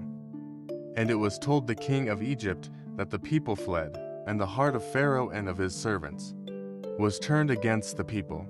And they said, Why have we done this, that we have let Israel go from serving us? And he made ready his chariot, and took his people with him. And he took 600 chosen chariots, and all the chariots of Egypt, and captains over every one of them. And the Lord hardened the heart of Pharaoh king of Egypt. And he pursued after the children of Israel. And the children of Israel went out with an high hand, but the Egyptians pursued after them all the horses and chariots of Pharaoh, and his horsemen, and his army, and overtook them encamping by the sea, beside Pi-hahiroth, before Baal-zephon. And when Pharaoh drew nigh, the children of Israel lifted up their eyes, and, behold, the Egyptians marched after them. And they were sore afraid, and the children of Israel cried out unto the Lord. And they said unto Moses, Because there were no graves in Egypt, hast thou taken us away to die in the wilderness? Wherefore hast thou dealt thus with us, to carry us forth out of Egypt? Is not this the word that we did tell thee in Egypt, saying, Let us alone, that we may serve the Egyptians? For it had been better for us to serve the Egyptians, than that we should die in the wilderness. And Moses said unto the people, Fear ye not, stand still, and see the salvation of the Lord, which he will shew to you today. For the Egyptians, whom ye have seen today, ye shall see them again no more forever. The Lord shall fight for you, and ye shall hold your peace. And the Lord said unto Moses, Wherefore criest thou unto me? Speak unto the children of Israel, that they go forward, but lift thou up thy rod, and stretch out thine hand over the sea, and divide it, and the children of Israel shall go on dry ground through the midst of the sea. And I, behold, I will harden the hearts of the Egyptians, and they shall follow them, and I will get me honor upon Pharaoh, and upon all his host, upon his chariots, and upon his horsemen. And the Egyptians shall know that I am the Lord, when I have gotten me honor upon Pharaoh, upon his chariots, and upon his horsemen. And the angel of God, which went before the camp of Israel, removed and went behind them, and the pillar of the cloud went from before their face, and stood behind them. And it came between the camp of the Egyptians and the camp of Israel, and it was a cloud and darkness to them. But it gave light by night to these, so that the one came not near the other all the night. And Moses stretched out his hand over the sea, and the Lord caused the sea to go back by a strong east wind all that night, and made the sea dry land, and the waters were divided. And the children of Israel went into the midst of the sea, upon the dry ground, and the waters were a wall unto them on their right hand, and on their left. And the Egyptians pursued, and went in after them to the midst of the sea, even all Pharaoh's horses, his chariots, and his horsemen. And it came to pass, that in the morning watch the Lord looked unto the host of the Egyptians through the pillar of fire and of the cloud, and troubled the host of the Egyptians, and took off their chariot wheels, that they drave them heavily, so that the Egyptians said, Let us flee from the face of Israel, for the Lord fighteth for them against the Egyptians. And the Lord said unto Moses, Stretch out thine hand over the sea, that the waters may come again upon the Egyptians, upon their chariots, and upon their horsemen. And Moses stretched forth his hand over the sea, and the sea returned to his strength when the morning appeared, and the Egyptians fled against it. And the Lord overthrew the Egyptians in the midst of the sea, and the waters returned, and covered the chariots, and the horsemen, and all the host of Pharaoh, that came into the sea after them. There remained not so much as one of them. But the children of Israel walked upon dry land, in the midst of the sea, and the waters were a wall unto them on their right hand, and on their left. Thus the Lord saved Israel that day. out of the hand of the Egyptians. And Israel saw the Egyptians dead upon the seashore. And Israel saw that great work, which the Lord did upon the Egyptians. And the people feared the Lord, and believed the Lord, and his servant Moses. Chapter 15. Then sang Moses and the children of Israel this song unto the Lord, and spake, saying, I will sing unto the Lord, for he hath triumphed gloriously the horse, and his rider hath he thrown into the sea. The Lord is my strength and song, and he is become my salvation, he is my God. And I will prepare him an habitation, my father's God, and I will exalt him. The Lord is a man of war, the Lord is his name. Pharaoh's chariots and his hosts hath he cast into the sea. His chosen captains also are drowned in the Red Sea. The depths have covered them. They sank into the bottom as a stone. 6 Thy right hand, O Lord, is become glorious in power. Thy right hand, O Lord, hath dashed in pieces the enemy. And in the greatness of thine excellency thou hast overthrown them that rose up against thee. Thou sentest forth thy wrath, which consumed them as stubble, and with the blast of thy nostrils the waters were gathered together. The flood stood upright as an heap, and the depths were congealed in the heart of the sea. The enemy said, I will pursue, I will overtake, I will divide the spoil, my lust shall be satisfied upon them. I will draw my sword, my hand shall destroy them. Thou didst blow with thy wind, the sea covered them, they sank as lead in the mighty waters. Who is like unto thee, O Lord, among the gods? Who is like thee, glorious in holiness, fearful in praises, doing wonders? Thou stretchedst out thy right hand, the earth swallowed them. Thou in thy mercy hast led forth the people, which thou hast redeemed. Thou hast guided them in thy strength unto thy holy habitation. The people shall hear, and be afraid. Sorrow shall take hold on the inhabitants of Palestina. Then the dukes of Edom shall be amazed. The mighty men of Moab trembling shall take hold upon them. All the inhabitants of Canaan shall melt away. Fear and dread shall fall upon them by the greatness of thine arm. They shall be as still as a stone till thy people pass over. O Lord, till the people pass over, which thou hast purchased, thou shalt bring them in, and plant them in the mountain of thine inheritance, in the place, O Lord, which thou hast made for thee to dwell in the sanctuary, O Lord, which thy hands have established. The Lord shall reign forever and ever. For the horse of Pharaoh went in with his chariots, and with his horsemen into the sea. And the Lord brought again the waters of the sea upon them. But the children of Israel went on dry land, in the midst of the sea. And Miriam the prophetess, the sister of Aaron, took a timbrel in her hand, and all the women went out after her with timbrels and with dances. And Miriam answered them, Sing ye to the Lord, for he hath triumphed gloriously the horse, and his rider hath he thrown into the sea. So Moses brought Israel from the Red Sea, and they went out into the wilderness of Shur, and they went 3 days in the wilderness, and found no water. And when they came to Marah, they could not drink of the waters of Marah, for they were bitter. Therefore the name of it was called Marah. And the people murmured against Moses, saying, What shall we drink? And he cried unto the Lord, and the Lord shewed him a tree, which when he had cast into the waters were made sweet. There he made for them a statute and an ordinance, and there he proved them, and said, If thou wilt diligently hearken to the voice of the Lord thy God, and wilt do that which is right in his sight, and wilt give ear to his commandments, and keep all his statutes, I will put none of these diseases upon thee, which I have brought upon the Egyptians, for I am the Lord. That he left thee. And they came to Elim, where were 12 wells of water, and 70 palm trees, and they encamped there by the waters. Chapter 16. And they took their journey from Elim, and all the congregation of the children of Israel came unto the wilderness of Sin, which is between Elim and Sinai, on the 15th day of the 2nd month, after their departing out of the land of Egypt. And the whole congregation of the children of Israel murmured against Moses and Aaron in the wilderness. And the children of Israel said unto them, Would to God we had died by the hand of the Lord, in the land of Egypt, when we sat by the flesh pots, and when we did eat bread to the full. For you have brought us forth into this wilderness, to kill this whole assembly with hunger.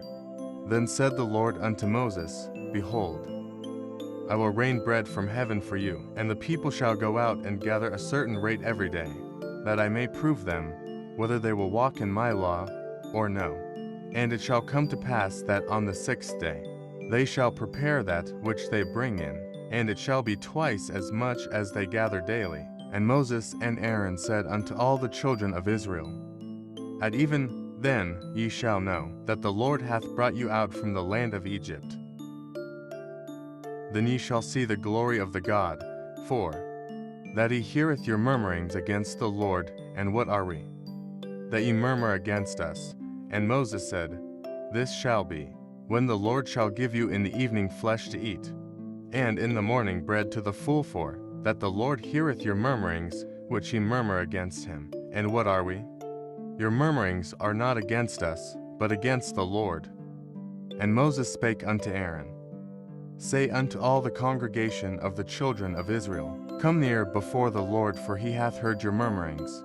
And it came to pass, as Aaron spake unto the whole congregation of the children of Israel, that they looked toward the wilderness, and, behold, the glory of the Lord appeared in the cloud. And the Lord spake unto Moses, saying, I have heard the murmurings of the children of Israel speak unto them, saying, At even ye shall eat flesh, and in the morning ye shall be filled with bread, and ye shall know that I am the Lord your God.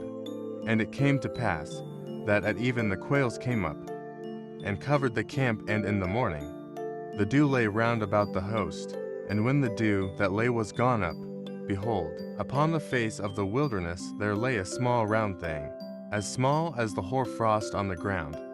And when the children of Israel saw it, they said one to another, It is manna, for they wist not what it was. And Moses said unto them, This is the bread which the Lord hath given you to eat. This is the thing which the Lord hath commanded. Gather of it every man according to his eating, an omer for every man. According to the number of your persons take ye every man for them, which are in his tents. And the children of Israel did so, and gathered, some more, some less. And when they did meet it with an omer, he that gathered much had nothing over, and he that gathered little had no lack. They gathered every man according to his eating. And Moses said, Let no man leave of it till the morning. Notwithstanding they hearkened not unto Moses, but some of them left of it until the morning. And it bred worms, and stank, and Moses was wroth with them.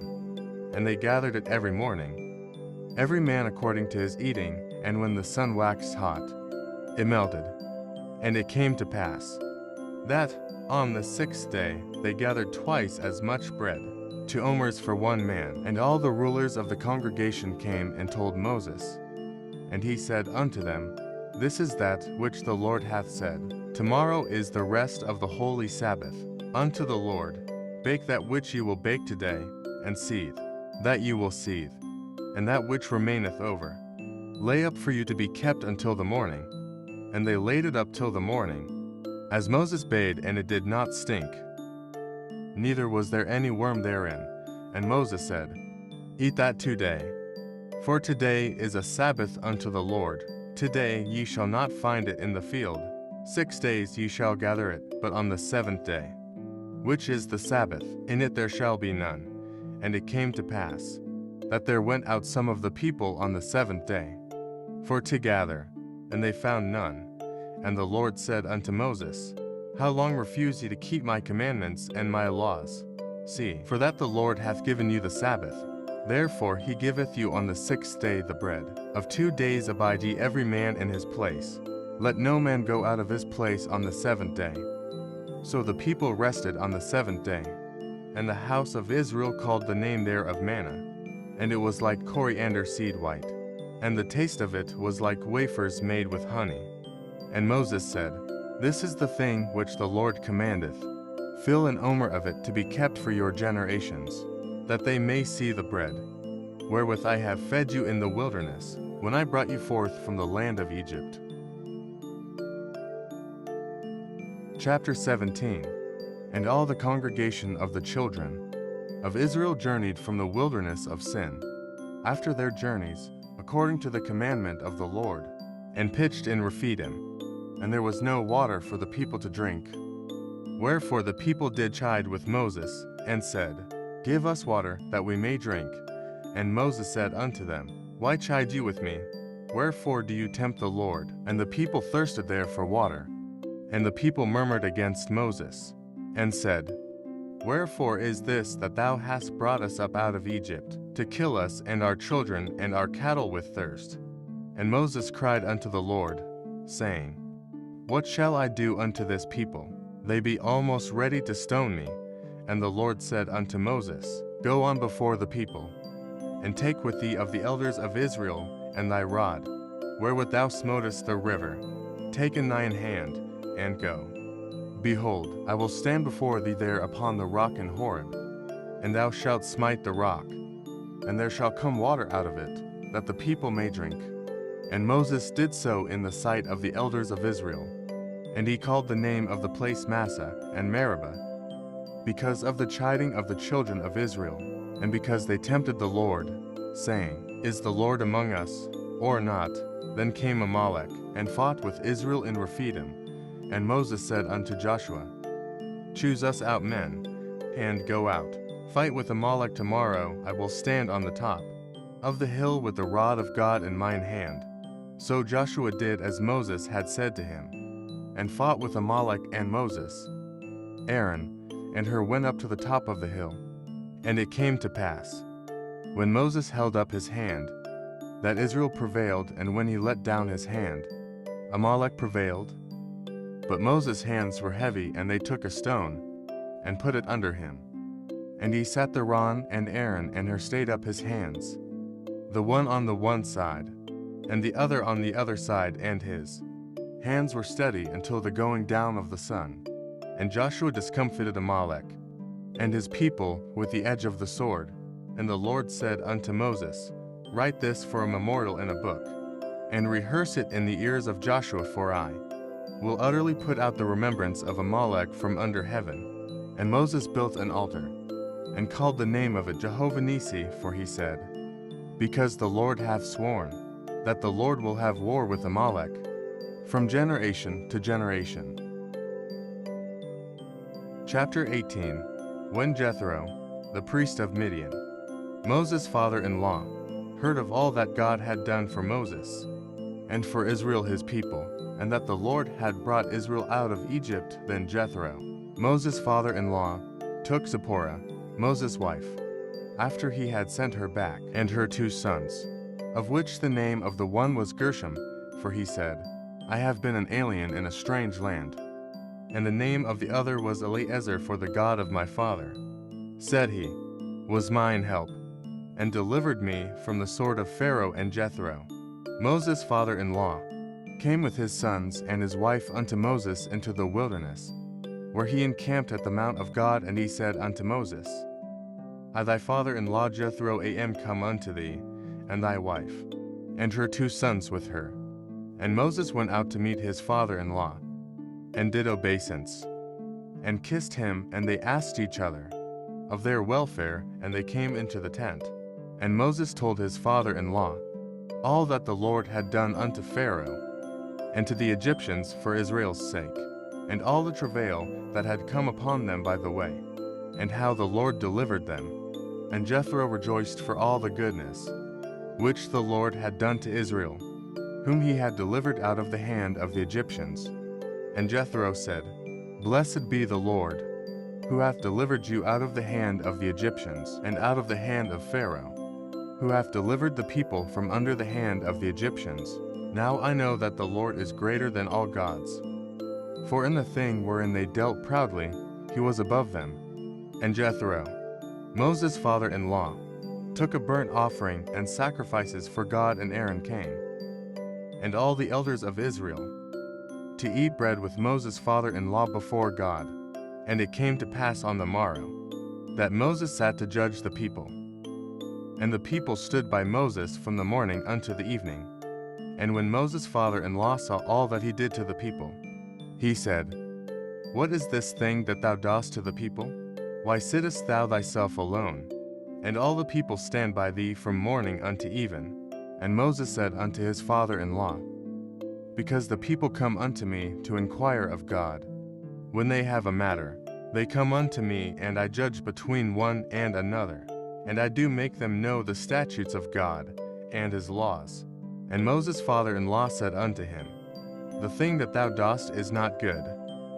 Thou wilt surely wear away, both thou and this people that is with thee, for this thing is too heavy for thee, thou art not able to perform it thyself alone. Hearken now unto my voice, I will give thee counsel, and God shall be with thee. Be thou for the people to God ward, that thou mayest bring the causes unto God. And thou shalt teach them ordinances and laws, and shalt shew them the way wherein they must walk, and the work that they must do. Moreover, thou shalt provide out of all the people able men, such as fear God, men of truth, hating covetousness, and place such over them, to be rulers of thousands, and rulers of hundreds, rulers of 50s, and rulers of 10s. And let them judge the people at all seasons, and it shall be, that every great matter they shall bring unto thee, but every small matter they shall judge. So shall it be easier for thyself, and they shall bear the burden with thee. If thou shalt do this thing, and God command thee so, then thou shalt be able to endure. And all this people shall also go to their place in peace. So Moses hearkened to the voice of his father-in-law, and did all that he had said. And Moses chose able men out of all Israel, and made them heads over the people, rulers of thousands, rulers of hundreds, rulers of 50s, and rulers of 10s. And they judged the people at all seasons the hard causes they brought unto Moses, but every small matter they judged themselves. And Moses let his father-in-law depart, and he went his way into his own land. Chapter 19. In the 3rd month, when the children of Israel were gone forth out of the land of Egypt, the same day came they into the wilderness of Sinai, for they were departed from Rephidim, and were come to the desert of Sinai, and had pitched in the wilderness. And there Israel camped before the mount.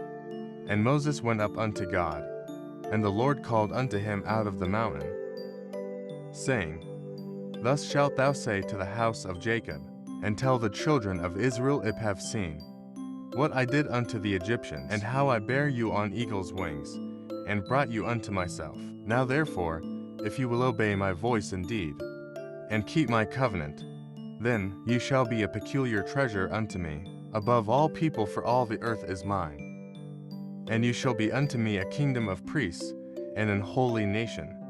These are the words which thou shalt speak unto the children of Israel. And Moses came and called for the elders of the people, and laid before their faces all these words, which the Lord commanded him. And all the people answered together, and said, All that the Lord hath spoken we will do. And Moses returned the words of the people unto the Lord.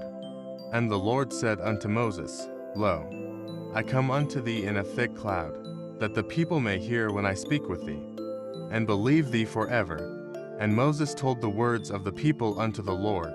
And the Lord said unto Moses, Go unto the people, and sanctify them today and tomorrow, and let them wash their clothes, and be ready against the 3rd day. For the 3rd day the Lord will come down in the sight of all the people upon Mount Sinai, and thou shalt set bounds unto the people round about, saying, Take heed to yourselves, that you go not up into the mount, or touch the border of it. Whosoever toucheth the mount shall be surely put to death. There shall not an hand touch it, but he shall surely be stoned, or shot through, whether it be beast or man. It shall not live when the trumpet soundeth long. They shall come up to the mount. And Moses went down from the mount unto the people, and sanctified the people, and they washed their clothes. And he said unto the people, Be ready against the 3rd day, come not at your wives. And it came to pass on the 3rd day in the morning, that there were thunders and lightnings, and a thick cloud upon the mount, and the voice of the trumpet exceeding loud, so that all the people that was in the camp trembled. And Moses brought forth the people out of the camp, to meet with God. And they stood at the nether part of the mount. And Mount Sinai was altogether on a smoke, because the Lord descended upon it in fire. And the smoke thereof ascended as the smoke of a furnace, and the whole mount quaked greatly. And when the voice of the trumpet sounded long, and waxed louder and louder, Moses spake, and God answered him by a voice. And the Lord came down upon Mount Sinai on the top of the mount. And the Lord called Moses up to the top of the mount. And Moses went up. And the Lord said unto Moses, Go down, charge the people, lest they break through unto the Lord to gaze, and many of them perish. And let the priests also, which come near to the Lord, sanctify themselves, lest the Lord break forth upon them. And Moses said unto the Lord, The people cannot come up to Mount Sinai, for thou chargedst us, saying, Set bounds about the mount, and sanctify it. And the Lord said unto him, Away, get thee down, and thou shalt come up, thou and Aaron with thee, but let not the priests and the people break through to come up unto the Lord, lest he break forth upon them. So Moses went down unto the people, and spake unto them. Chapter 20. And God spake all these words, saying, I am the Lord thy God, which have brought thee out of the land of Egypt, out of the house of bondage. Thou shalt have no other gods before me. Thou shalt not make unto thee any graven image, or any likeness of anything that is in heaven above, or that is in the earth beneath, or that is in the water under the earth. Thou shalt not bow down thyself to them, nor serve them. For I, the Lord thy God, am a jealous God, visiting the iniquity of the fathers upon the children, unto the third and fourth generation of them that hate me, and shewing mercy unto thousands of them that love me, and keep my commandments. Thou shalt not take the name of the Lord thy God in vain, for the Lord will not hold him guiltless that taketh his name in vain. Remember the Sabbath day, to keep it holy. 6 days shalt thou labor, and do all thy work. But the seventh day is the Sabbath of the Lord thy God. In it thou shalt not do any work, thou, nor thy son, nor thy daughter, thy manservant, nor thy maidservant, nor thy cattle, nor thy stranger that is within thy gates. For in 6 days the Lord made heaven and earth, the sea, and all that in them is, and rested the seventh day. Wherefore the Lord blessed the Sabbath day, and hallowed it. Honor thy father and thy mother, that thy days may be long upon the land, which the Lord thy God giveth thee. Thou shalt not kill, thou shalt not commit adultery, thou shalt not steal, thou shalt not bear false witness against thy neighbor, thou shalt not covet thy neighbor's house, thou shalt not covet thy neighbor's wife, nor his manservant, nor his maidservant, nor his ox, nor his ass, nor anything that is thy neighbor's. And all the people saw the thunderings, and the lightnings, and the noise of the trumpet, and the mountain smoking. And when the people saw it, they removed, and stood afar off. And they said unto Moses, Speak thou with us, and we will hear, but let not God speak with us, lest we die. And Moses said unto the people, Fear not, for God is come to prove you, and that his fear may be before your faces, that you sin not. And the people stood afar off. And Moses drew near unto the thick darkness where God was.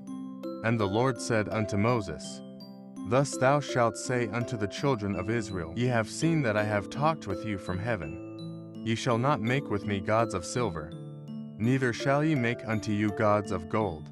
An altar of earth thou shalt make unto me, and shalt sacrifice thereon thy burnt offerings, and thy peace offerings, thy sheep, and thine oxen in all places where I record my name. I will come unto thee, and I will bless thee. And if thou wilt make me an altar of stone, thou shalt not build it of hewn stone. For if thou lift up thy tool upon it, thou hast polluted it. Neither shalt thou go up by steps unto mine altar, that thy nakedness be not discovered thereon. Chapter 21. Now these are the judgments which thou shalt set before them. If thou buy an Hebrew servant, 6 years he shall serve, and in the 7th he shall go out free for nothing. If he came in by himself, he shall go out by himself if he were married. Then his wife shall go out with him. If his master have given him a wife, and she have borne him sons, or daughters, the wife and her children shall be her master's, and he shall go out by himself. And if the servant shall plainly say, I love my master, my wife, and my children, I will not go out free, then his master shall bring him unto the judges. He shall also bring him to the door or unto the doorpost, and his master shall bore his ear through with an awl, and he shall serve him forever. And if a man sell his daughter to be a maidservant, she shall not go out as the men servants do. If she please not her master, who hath betrothed her to himself, then shall he let her be redeemed to sell her unto a strange nation. He shall have no power, seeing he hath dealt deceitfully with her. And if he have betrothed her unto his son, he shall deal with her after the manner of daughters. If he take him another wife, her food, her raiment, and her duty of marriage, shall he not diminish? And if he do not these three unto her, then shall she go out free without money. He that smitteth a man, so that he die, shall be surely put to death. And if a man lie not in wait, but God deliver him into his hand, then I will appoint thee a place whither he shall flee. But if a man come presumptuously upon his neighbor, to slay him with guile, thou shalt take him from mine altar, that he may die. And he that smitteth his father, or his mother, shall be surely put to death. And he that stealeth a man, and selleth him, or if he be found in his hand, he shall surely be put to death. And he that curseth his father, or his mother, shall surely be put to death. And if men strive together, and one smite another with a stone, or with his fist, and he die not, but keepeth his bed, if he rise again, and walk abroad upon his staff, then shall he that smote him be quit only. He shall pay for the loss of his time, and shall cause him to be thoroughly healed. And if a man smite his servant, or his maid, with a rod, and he die under his hand, he shall be surely punished. Notwithstanding, if he continue a day or two, he shall not be punished, for he is his money. If men strive, and hurt a woman with child, so that her fruit depart from her, and yet no mischief follow, he shall be surely punished, according as the woman's husband will lay upon him, and he shall pay as the judges determine. And if any mischief follow, then thou shalt give life for life, eye for eye, tooth for tooth, hand for hand, foot for foot, burning for burning, wound for wound, stripe for stripe.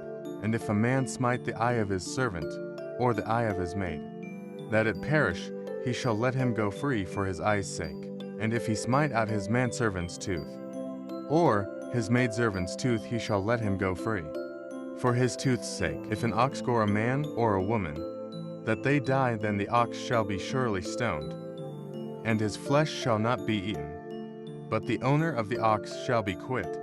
But if the ox were wont to push with his horn in time past, and it hath been testified to his owner, and he hath not kept him in, but that he hath killed a man or a woman, the ox shall be stoned, and his owner also shall be put to death. If there be laid on him a sum of money, then he shall give for the ransom of his life whatsoever is laid upon him, whether he have gored a son, or have gored a daughter. According to this judgment shall it be done unto him. If the ox shall push a manservant or a maidservant, he shall give unto their master 30 shekels of silver, and the ox shall be stoned.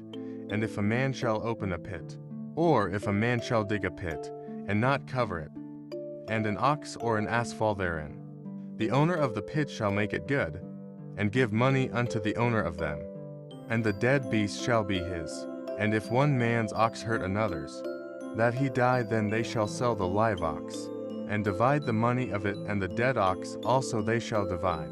Or, if it be known that the ox hath used to push in time past, and his owner hath not kept him in, he shall surely pay ox for ox, and the debt shall be his own.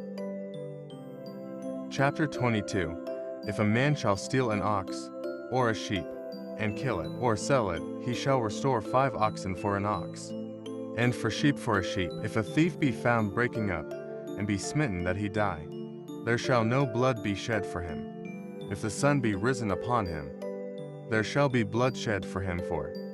He should make full restitution if he have nothing. Then he shall be sold for his theft. If the theft be certainly found in his hand alive, whether it be ox, or ass, or sheep, he shall restore double. If a man shall cause a field or vineyard to be eaten, and shall put in his beast, and shall feed in another man's field of the best of his own field, and of the best of his own vineyard, shall he make restitution. If fire break out and catch in thorns, so that the stacks of corn, or the standing corn, or the field, be consumed therewith, he that kindled the fire shall surely make restitution. If a man shall deliver unto his neighbor money or stuff to keep, and it be stolen out of the man's house, if the thief be found, let him pay double. If the thief be not found, then the master of the house shall be brought unto the judges, to see whether he have put his hand unto his neighbor's goods. For all manner of trespass, whether it be for ox, for ass, for sheep, for raiment, or for any manner of lost thing, which another challengeth to be his, the cause of both parties shall come before the judges, and whom the judges shall condemn, he shall pay double unto his neighbor. If a man deliver unto his neighbor an ass, or an ox, or a sheep, or any beast to keep, and it die, or be hurt, or driven away, no man seeing it, then shall an oath of the Lord be between them both, that he hath not put his hand unto his neighbor's goods, and the owner of it shall accept thereof. And he shall not make it good, and if it be stolen from him, he shall make restitution unto the owner thereof. If it be torn in pieces, then let him bring it for witness, and he shall not make good that which was torn. And if a man borrow aught of his neighbor, and it be hurt, or die, the owner thereof being not with it, he shall surely make it good. But if the owner thereof be with it, he shall not make it good if it be an hired thing. It came for his hire. And if a man entice a maid that is not betrothed, and lie with her, he shall surely endow her to be his wife. If her father utterly refuse to give her unto him, he shall pay money according to the dowry of virgins. Thou shalt not suffer a witch to live. Whosoever lieth with a beast shall surely be put to death. He that sacrificeth unto any god, save unto the Lord only, he shall be utterly destroyed. Thou shalt neither vex a stranger, nor oppress him, for you were strangers in the land of Egypt. Ye shall not afflict any widow, or fatherless child. If thou afflict them in any wise, and they cry at all unto me, I will surely hear their cry, and my wrath shall wax hot. And I will kill you with the sword, and your wives shall be widows, and your children fatherless. If thou lend money to any of my people that is poor by thee, thou shalt not be to him as an usurer, neither shalt thou lay upon him usury. If thou at all take thy neighbor's raiment to pledge, thou shalt deliver it unto him, by that the sun goeth down, for that is his covering only. It is his raiment for his skin, wherein shall he sleep. And it shall come to pass, when he crieth unto me, that I will hear, for I am gracious. Thou shalt not revile the gods, nor curse the ruler of thy people. Thou shalt not delay to offer the first of thy ripe fruits, and of thy liquors. The firstborn of thy sons shalt thou give unto me. Likewise shalt thou do with thine oxen, and with thy sheep 7 days. It shall be with his dam on the 8th day. Thou shalt give it me, and ye shall be holy men unto me. Neither shall you eat any flesh that is torn of beasts in the field. Ye shall cast it to the dogs. Chapter 23. Thou shalt not raise a false report. Put not thine hand with the wicked to be an unrighteous witness. Thou shalt not follow a multitude to do evil, neither shalt thou speak in a cause to decline, after many to wrest judgment. Neither shalt thou countenance a poor man in his cause. If thou meet thine enemy's ox or his ass going astray, thou shalt surely bring it back to him again. If thou see the ass of him that hatteth thee lying under his burden, and wouldest forbear to help him, thou shalt surely help with him. Thou shalt not wrest the judgment of thy poor in his cause. Keep thee far from a false matter, and the innocent and righteous slay thou not. For I will not justify the wicked, And thou shalt take no gift, for the gift blindeth the wise, and perverteth the words of the righteous. Also thou shalt not oppress a stranger, for ye know the heart of a stranger, seeing ye were strangers in the land of Egypt, and 6 years. Thou shalt sow thy land, and shalt gather in the fruits thereof. But the 7th year thou shalt let it rest and lie still, that the poor of thy people may eat, and what they leave the beasts of the field shall eat. In like manner thou shalt deal with thy vineyard and with thy olive yard. 6 days thou shalt do thy work, and on the 7th day thou shalt rest at thine ox, and thine ass may rest, and the son of thy handmaid, and the stranger, may be refreshed. And in all things that I have said unto you, be circumspect, and make no mention of the name of other gods, neither let it be heard out of thy mouth. 3 times thou shalt keep a feast unto me in the year. Thou shalt keep the feast of unleavened bread. Thou shalt eat unleavened bread 7 days, as I commanded thee in the time appointed of the month Abib, for in it thou camest out from Egypt. And none shall appear before me empty. And the feast of harvest, the first fruits of thy labors, which thou hast sown in the field, and the feast of ingathering, which is in the end of the year, when thou hast gathered in thy labors out of the field, 3 times in the year. All thy males shall appear before the Lord God. Thou shalt not offer the blood of my sacrifice with leavened bread, neither shall the fat of my sacrifice remain until the morning. The first of the first fruits of thy land thou shalt bring into the house of the Lord thy God. Thou shalt not see the kid in his mother's milk. Behold, I send an angel before thee, to keep thee in the way, and to bring thee into the place which I have prepared. Beware of him, and obey his voice. Provoke him not, for he will not pardon your transgressions, for my name is in him. But if thou shalt indeed obey his voice, and do all that I speak, then I will be an enemy unto thine enemies, and an adversary unto thine adversaries.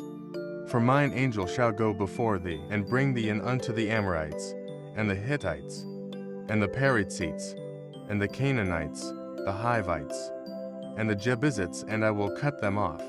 Thou shalt not bow down to their gods, nor serve them, nor do after their works, but thou shalt utterly overthrow them, and quite break down their images. And ye shall serve the Lord your God, and he shall bless thy bread, and thy water, and I will take sickness away from the midst of thee. There shall nothing cast their young, nor be barren. In thy land the number of thy days I will fulfill. I will send my fear before thee, and will destroy all the people to whom thou shalt come. And I will make all thine enemies turn their backs unto thee. And I will send hornets before thee, which shall drive out the Hivite, the Canaanite, and the Hittite from before thee. I will not drive them out from before thee in 1 year, lest the land become desolate, and the beasts of the field multiply against thee. By little and little I will drive them out from before thee, until thou be increased, and inherit the land. And I will set thy bounds from the Red Sea even unto the sea of the Philistines, and from the desert unto the river. For I will deliver the inhabitants of the land into your hand, and thou shalt drive them out before thee. Thou shalt make no covenant with them, nor with their gods. They shall not dwell in thy land, lest they make thee sin against me, for if thou serve their gods, it will surely be a snare unto thee. Chapter 24. And he said unto Moses, Come up unto the Lord, thou, and Aaron, Nadab, and Abihu, and 70 of the elders of Israel, and worship ye afar off. And Moses alone shall come near the Lord, but they shall not come nigh, neither shall the people go up with him. And Moses came and told the people all the words of the Lord, and all the judgments, and all the people answered with one voice, and said, All the words which the Lord hath said will we do. And Moses wrote all the words of the Lord, and rose up early in the morning, and builded an altar under the hill, and 12 pillars, according to the 12 tribes of Israel. And he sent young men of the children of Israel, which offered burnt offerings, and sacrificed peace offerings of oxen unto the Lord. And Moses took half of the blood, and put it in basins, and half of the blood he sprinkled on the altar. And he took the book of the covenant, and read in the audience of the people, and they said, All that the Lord hath said will we do, and be obedient. And Moses took the blood, and sprinkled it on the people, and said, Behold the blood of the covenant, which the Lord hath made with you concerning all these words. Then went up Moses, and Aaron, Nadab, and Abihu, and 70 of the elders of Israel, and they saw the God of Israel, and there was under his feet, as it were a paved work of a sapphire stone, and as it were the body of heaven in his clearness. And upon the nobles of the children of Israel he laid not his hand. Also they saw God, and did eat and drink. And the Lord said unto Moses, Come up to me into the mount, and be there, and I will give thee tables of stone, and a law, and commandments, which I have written, that thou mayest teach them. And Moses rose up, and his minister Joshua and Moses went up into the mount of God. And he said unto the elders, Tarry ye here for us, until we come again unto you, and, behold, Aaron and Hur are with you. If any man have any matters to do, let him come unto them. And Moses went up into the mount, and a cloud covered the mount, and the glory of the Lord abode upon Mount Sinai. And the cloud covered it 6 days. And the 7th day he called unto Moses out of the midst of the cloud. And the sight of the glory of the Lord was like devouring fire on the top of the mount in the eyes of the children of Israel. And Moses went into the midst of the cloud, and gat him up into the mount. And Moses was in the mount 40 days and 40 nights. Chapter 25. And the Lord spake unto Moses, saying, Speak unto the children of Israel, that they bring me an offering of every man that giveth it willingly with his heart. Ye shall take my offering. And this is the offering which ye shall take of them: gold, and silver, and brass, and blue, and purple, and scarlet, and fine linen, and goat's hair, and ram's skins dyed red, and badger's skins, and shittim wood, oil for the light, spices for anointing oil, and for sweet incense, nyx stones, and stones to be set in the ephod, and in the breastplate. And let them make me a sanctuary, that I may dwell among them, according to all that I shew thee, after the pattern of the tabernacle, and the pattern of all the instruments thereof. Even so shall ye make it. And they shall make an ark of shittim wood 2 cubits, and a half shall be the length thereof, and a cubit and a half the breadth thereof, and a cubit and a half the height thereof. And thou shalt overlay it with pure gold. Within and without shalt thou overlay it, and shalt make upon it a crown of gold round about. And thou shalt cast 4 rings of gold for it, and put them in the 4 corners thereof. And 2 rings shall be in the one side of it, and 2 rings in the other side of it. And thou shalt make staves of shittim wood, and overlay them with gold. And thou shalt put the staves into the rings by the sides of the ark, that the ark may be borne with them. The staves shall be in the rings of the ark. They shall not be taken from it. And thou shalt put into the ark the testimony, which I shall give thee. And thou shalt make a mercy seat of pure gold. 2 cubits and a half shall be the length thereof, and a cubit and a half the breadth thereof. And thou shalt make 2 cherubims of gold. Of beaten work shalt thou make them, in the 2 ends of the mercy seat. And make 1 cherub on the one end, and the other cherub on the other end, even of the mercy seat. Shall ye make the cherubims on the 2 ends thereof? And the cherubims shall stretch forth their wings on high, covering the mercy seat with their wings. And their faces shall look one to another toward the mercy seat shall the faces of the cherubims be. And thou shalt put the mercy seat above upon the ark. And in the ark thou shalt put the testimony that I shall give thee. And there I will meet with thee, and I will commune with thee from above the mercy seat, from between the 2 cherubims, which are upon the ark of the testimony, of all things which I will give thee in commandment unto the children of Israel. Thou shalt also make a table of shittim wood. 2 cubits shall be the length thereof, and a cubit the breadth thereof, and a cubit and a half the height thereof. And thou shalt overlay it with pure gold, and make to a crown of gold round about. And thou shalt make unto it a border of an hand breadth round about. And thou shalt make a golden crown to the border thereof round about. And thou shalt make for it 4 rings of gold, and put the rings in the 4 corners, that are on the 4 feet thereof, over against the border. Shall the rings be 4 places of the staves to bear the table, and thou shalt make the staves of shittim wood, and overlay them with gold, that the table may be borne with them. And thou shalt make the dishes thereof, and spoons thereof, and covers thereof, and bowls thereof. To cover with all of pure gold shalt thou make them. And thou shalt set upon the table shew bread before me alway. And thou shalt make a candlestick of pure gold. Of beaten work shall the candlestick be made, his shaft, and his branches, his bowls, his knops, and his flowers shall be of the same. And 6 branches shall come out of the sides of it, 3 branches of the candlestick out of the one side, and 3 branches of the candlestick out of the other side. 3 bowls made like unto almonds with a knop, and a flower in one branch, and 3 bowls made like almonds in the other branch, with a knop and a flower. So in the 6 branches that come out of the candlestick. And in the candlestick shall be 4 bowls made like unto almonds, with their knops and their flowers. And there shall be a knop under to branches of the same, and a knop under to branches of the same, and a knop under to branches of the same, according to the 6 branches that proceed out of the candlestick. Their knops and their branches shall be of the same, all. It shall be 1 beaten work of pure gold. And thou shalt make the 7 lamps thereof, and they shall light the lamps thereof, that they may give light over against it. And the tongs thereof, and the snuff dishes thereof, shall be of pure gold. Of a talent of pure gold shall he make it, with all these vessels. And look that thou make them after their pattern, which was shewed thee in the mount. Chapter 26.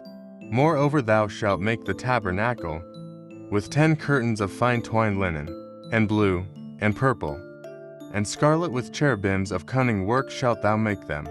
The length of 1 curtain shall be 28 cubits, and the breadth of 1 curtain 4 cubits. And every one of the curtains shall have 1 measure.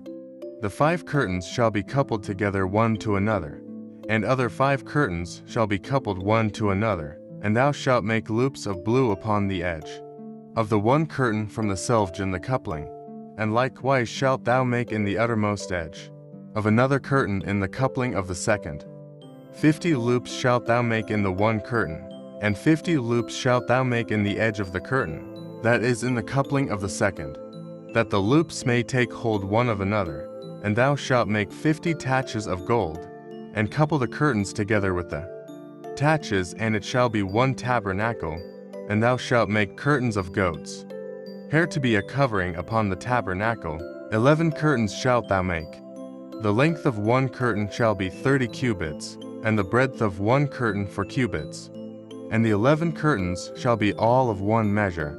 And thou shalt couple 5 curtains by themselves, and 6 curtains by themselves, and shalt double the 6th curtain in the forefront of the tabernacle. And thou shalt make 50 loops on the edge of the 1 curtain that is outmost in the coupling, and 50 loops in the edge of the curtain which coupleth the second. And thou shalt make 50 taches of brass, and put the taches into the loops, and couple the tent together, that it may be 1. And the remnant that remaineth of the curtains of the tent, the half curtain that remaineth, shall hang over the backside of the tabernacle, and a cubit on the one side, and a cubit on the other side of that which remaineth in the length of the curtains of the tent. It shall hang over the sides of the tabernacle on this side, and on that side, to cover it. And thou shalt make a covering for the tent of rams' skins dyed red, and a covering above of badgers' skins. And thou shalt make boards for the tabernacle of shittim wood standing up. 10 cubits shall be the length of a board, and a cubit and a half shall be the breadth of 1 board. To 10 shall there be in 1 board, set in order one against another. Thus shalt thou make for all the boards of the tabernacle. And thou shalt make the boards for the tabernacle, 20 boards on the south side southward. And thou shalt make 40 sockets of silver under the 20 boards, to sockets under 1 board for his 2 tenons, and to sockets under another board for his 2 tenons. And for the second side of the tabernacle on the north side, there shall be 20 boards, and there 40 sockets of silver, 2 sockets under one board, and 2 sockets under another board. And for the sides of the tabernacle westward, thou shalt make 6 boards, and 2 boards shalt thou make for the corners of the tabernacle in the 2 sides, and they shall be coupled together beneath, and they shall be coupled together above the head of it, unto one ring. Thus shall it be for them both. They shall be for the 2 corners, and they shall be 8 boards, and their sockets of silver, -1 sockets, 2 sockets under one board, and 2 sockets under another board. And thou shalt make bars of shittim wood 5 for the boards of the one side of the tabernacle, and 5 bars for the boards of the other side of the tabernacle, and 5 bars for the boards of the side of the tabernacle, for the 2 sides westward, and the middle bar in the midst of the boards shall reach from end to end. And thou shalt overlay the boards with gold, and make their rings of gold for places for the bars. And thou shalt overlay the bars with gold, and thou shalt rear up the tabernacle, according to the fashion thereof, which was shewed thee in the mount. And thou shalt make a veil of blue, and purple, and scarlet, and fine twined linen of cunning work with cherubims shall it be made, and thou shalt hang it upon 4 pillars of shittim wood, overlaid with gold. Their hooks shall be of gold upon the 4 sockets of silver. And thou shalt hang up the veil under the taches, that thou mayest bring in thither within the veil the ark of the testimony. And the veil shall divide unto you between the holy place and the most holy. 34 And thou shalt put the mercy seat upon the ark of the testimony in the most holy place. And thou shalt set the table without the veil, and the candlestick over against the table on the side of the tabernacle toward the south. And thou shalt put the table on the north side. And thou shalt make an hanging for the door of the tent, of blue, and purple, and scarlet, and fine twined linen, wrought with needlework. And thou shalt make for the hanging 5 pillars of shittim wood, and overlay them with gold. Chapter 27. And thou shalt make an altar of shittim wood, 5 cubits long, and 5 cubits broad the altar shall be, 4 square, and the height thereof shall be 3 cubits. And thou shalt make the horns of it upon the 4 corners thereof. His horns shall be of the same. And thou shalt overlay it with brass. And thou shalt make his pans to receive his ashes, and his shovels, and his basins, and his flesh hooks, and his fire pans. All the vessels thereof thou shalt make of brass. And thou shalt make for it a grate of network of brass. And upon the net shalt thou make for brass and rings in the 4 corners thereof. And thou shalt put it under the compass of the altar beneath, that the net may be even to the midst of the altar. And thou shalt make staves for the altar, staves of shittim wood, and overlay them with brass. And the staves shall be put into the rings, and the staves shall be upon the 2 sides of the altar, to bear it. Hollow with boards shalt thou make it, as it was shewed thee in the mount, so shall they make it. And thou shalt make the court of the tabernacle for the south side. Southward there shall be hangings for the court of fine twined linen of 100 cubits long for one side, and the 20 pillars thereof, and their 20 sockets shall be of brass.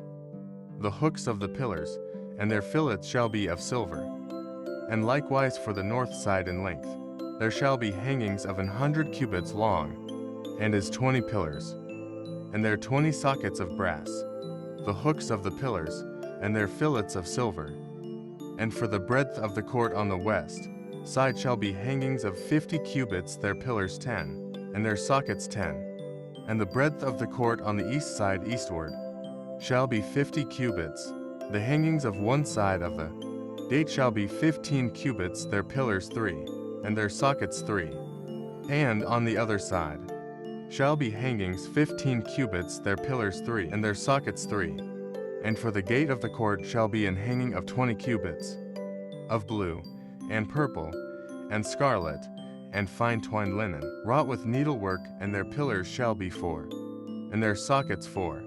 All the pillars round about the court shall be filleted with silver, their hooks shall be of silver, and their sockets of brass. The length of the court shall be 100 cubits, and the breadth 50 everywhere, and the height 5 cubits of fine twined linen, and their sockets of brass. All the vessels of the tabernacle and all the service thereof, and all the pins thereof, and all the pins of the court, shall be of brass.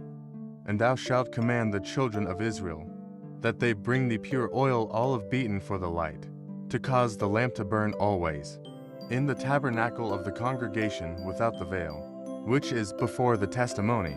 Aaron and his sons shall order it from evening to morning before the Lord. It shall be a statute forever unto their generations on the behalf of the children of Israel. Chapter 28. And take thou unto thee Aaron thy brother, and his sons with him, from among the children of Israel, that he may minister unto me in the priest's office, even Aaron, Nadab and Abihu, Eleazar and Ithamar, Aaron's sons. And thou shalt make holy garments for Aaron thy brother, for glory and for beauty.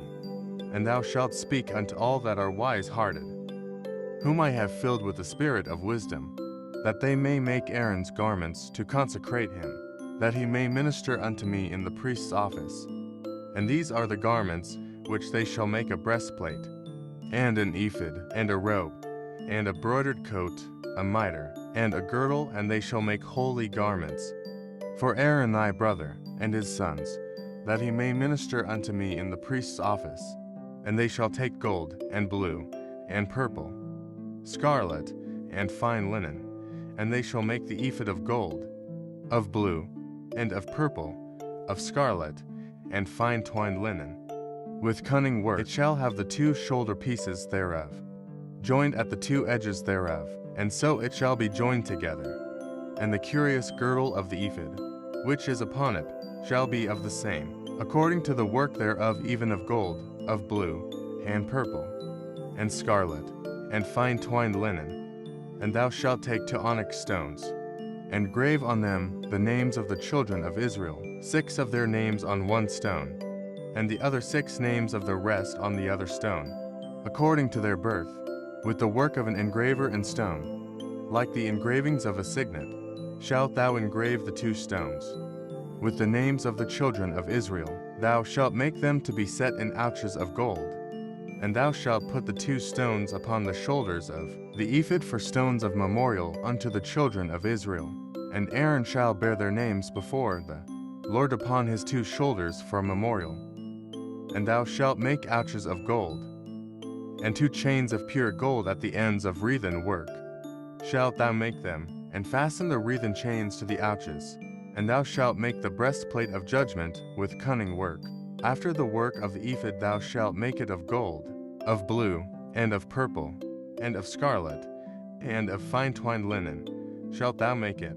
4 square it shall be, being doubled a span shall be the length thereof, and a span shall be the breadth thereof. And thou shalt set in it settings of stones. Even for rows of stones, the first row shall be a sardius, a topaz, and a carbuncle. This shall be the first row. And the second row shall be an emerald, a sapphire, and a diamond. And the third row a ligure, an agate, and an amethyst. And the 4th row a beryl, an onyx, and a jasper. They shall be set in gold in their enclosings. And the stones shall be with the names of the children of Israel, 12, according to their names, like the engravings of a signet, every one with his name shall they be, according to the 12 tribes. And thou shalt make upon the breastplate chains, at the ends of wreathen work of pure gold. And thou shalt make upon the breastplate 2 rings of gold, and shalt put the 2 rings on the 2 ends of the breastplate. And thou shalt put the 2 wreathen chains of gold in the 2 rings, which are on the ends of the breastplate, and the other 2 ends of the 2 wreathen chains thou shalt fasten in the 2 ouches, and put them on the shoulder pieces of the ephod before it. And thou shalt make 2 rings of gold, and thou shalt put them upon the 2 ends of the breastplate in the border thereof, which is in the side of the ephod inward. And 2 other rings of gold thou shalt make, and shalt put them on the 2 sides of the ephod underneath, toward the forepart thereof, over against the other coupling thereof, above the curious girdle of the ephod. And they shall bind the breastplate by the rings thereof. unto the rings of the ephod with a lace of blue, that it may be above the curious girdle of the ephod, and that the breastplate be not loosed from the ephod. And Aaron shall bear the names of the children of Israel in the breastplate of judgment upon his heart, when he goeth in unto the holy place, for a memorial before the Lord continually. And thou shalt put in the breastplate of judgment the Urim and the Thummim, and they shall be upon Aaron's heart, when he goeth in before the Lord. And Aaron shall bear the judgment of the children of Israel upon his heart before the Lord continually. And thou shalt make the robe of the ephod all of blue, and there shall be an hole in the top of it. In the midst thereof it shall have a binding of woven work round about the hole of it, as it were the hole of an habergeon, that it be not rent. And beneath upon the hem of it thou shalt make pomegranates of blue, and of purple, and of scarlet, round about the hem thereof, and bells of gold between them round about, a golden bell and a pomegranate, a golden bell and a pomegranate, upon the hem of the robe round about. And it shall be upon Aaron to minister, and his sound shall be heard, when he goeth in unto the holy place before the Lord, and when he cometh out, that he die not. And thou shalt make a plate of pure gold, and grave upon it, like the engravings of a signet, holiness to the Lord, and thou shalt put it on a blue lace, that it may be upon the mitre, upon the forefront of the mitre it shall be, and it shall be upon Aaron's forehead, that Aaron may bear the iniquity of the holy things, which the children of Israel shall hallow in all their holy gifts, and it shall be always upon his forehead, that they may be accepted before the Lord. And thou shalt embroider the coat of fine linen, and thou shalt make the mitre of fine linen, and thou shalt make the girdle of needlework. And for Aaron's sons thou shalt make coats, and thou shalt make for them girdles, and bonnets shalt thou make for them, for glory and for beauty. And thou shalt put them upon Aaron thy brother, and his sons with him, and shalt anoint them, and consecrate them, and sanctify them, that they may minister unto me in the priest's office. And thou shalt make them linen breeches, to cover their nakedness from the loins, even unto the thighs they shall reach. And they shall be upon Aaron, and upon his sons, when they come in unto the tabernacle of the congregation, or when they come near unto the altar, to minister in the holy place, that they bear not iniquity. And diet shall be a statute forever unto him, and his seed after him. Chapter 29. And this is the thing that thou shalt do unto them to hallow them. To minister unto me in the priest's office take one young bullock, and to rams without blemish, and unleavened bread, and cakes unleavened tempered with oil, and wafers unleavened anointed with oil of wheaten flour. Shalt thou make them, and thou shalt put them into one basket, and bring them in the basket, with the bullock and the 2 rams. And Aaron and his sons thou shalt bring unto the door of the tabernacle of the congregation, and shalt wash them with water.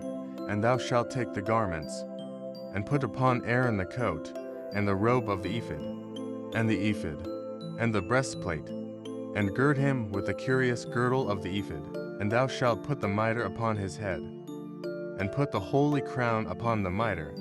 Then shalt thou take the anointing oil, and pour it upon his head, and anoint him. And thou shalt bring his sons, and put coats upon them, and thou shalt gird them with girdles, Aaron and his sons, and put the bonnets on them, and the priest's office shall be theirs for a perpetual statute. And thou shalt consecrate Aaron and his sons, and thou shalt cause a bullock to be brought before the tabernacle of the congregation. And Aaron and his sons shall put their hands upon the head of the bullock, and thou shalt kill the bullock before the Lord, by the door of the tabernacle of the congregation. And thou shalt take of the blood of the bullock, and put it upon the horns of the altar with thy finger, and pour all the blood beside the bottom of the altar. And thou shalt take all the fat that covereth the inwards, and the caul that is above the liver, and the 2 kidneys, and the fat that is upon them, and burn them upon the altar. But the flesh of the bullock, and his skin, and his dung, shalt thou burn with fire without the camp. It is a sin offering. thou shalt also take 1 ram, and Aaron and his sons shall put their hands upon the head of the ram, and thou shalt slay the ram, and thou shalt take his blood, and sprinkle it round about upon the altar, and thou shalt cut the ram in pieces, and wash the inwards of him, and his legs, and put them unto his pieces, and unto his head. And thou shalt burn the whole ram upon the altar. It is a burnt offering unto the Lord, it is a sweet savor, an offering made by fire unto the Lord.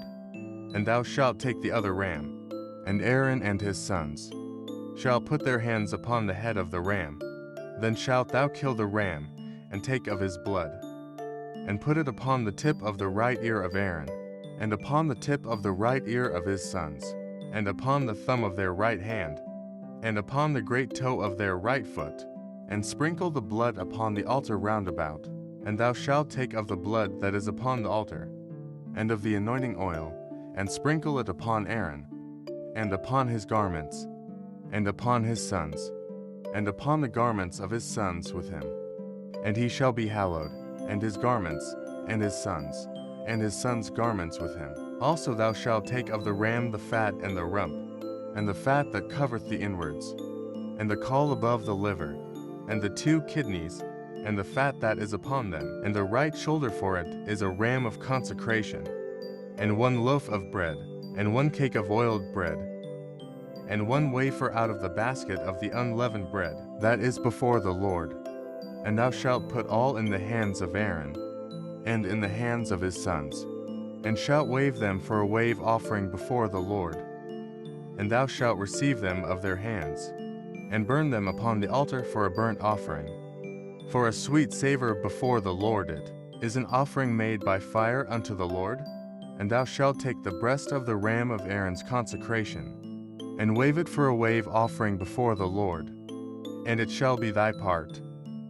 And thou shalt sanctify the breast of the wave offering, and the shoulder of the heave offering, which is waved, and which is heaved up, of the ram of the consecration, even of that which is for Aaron, and of that which is for his sons.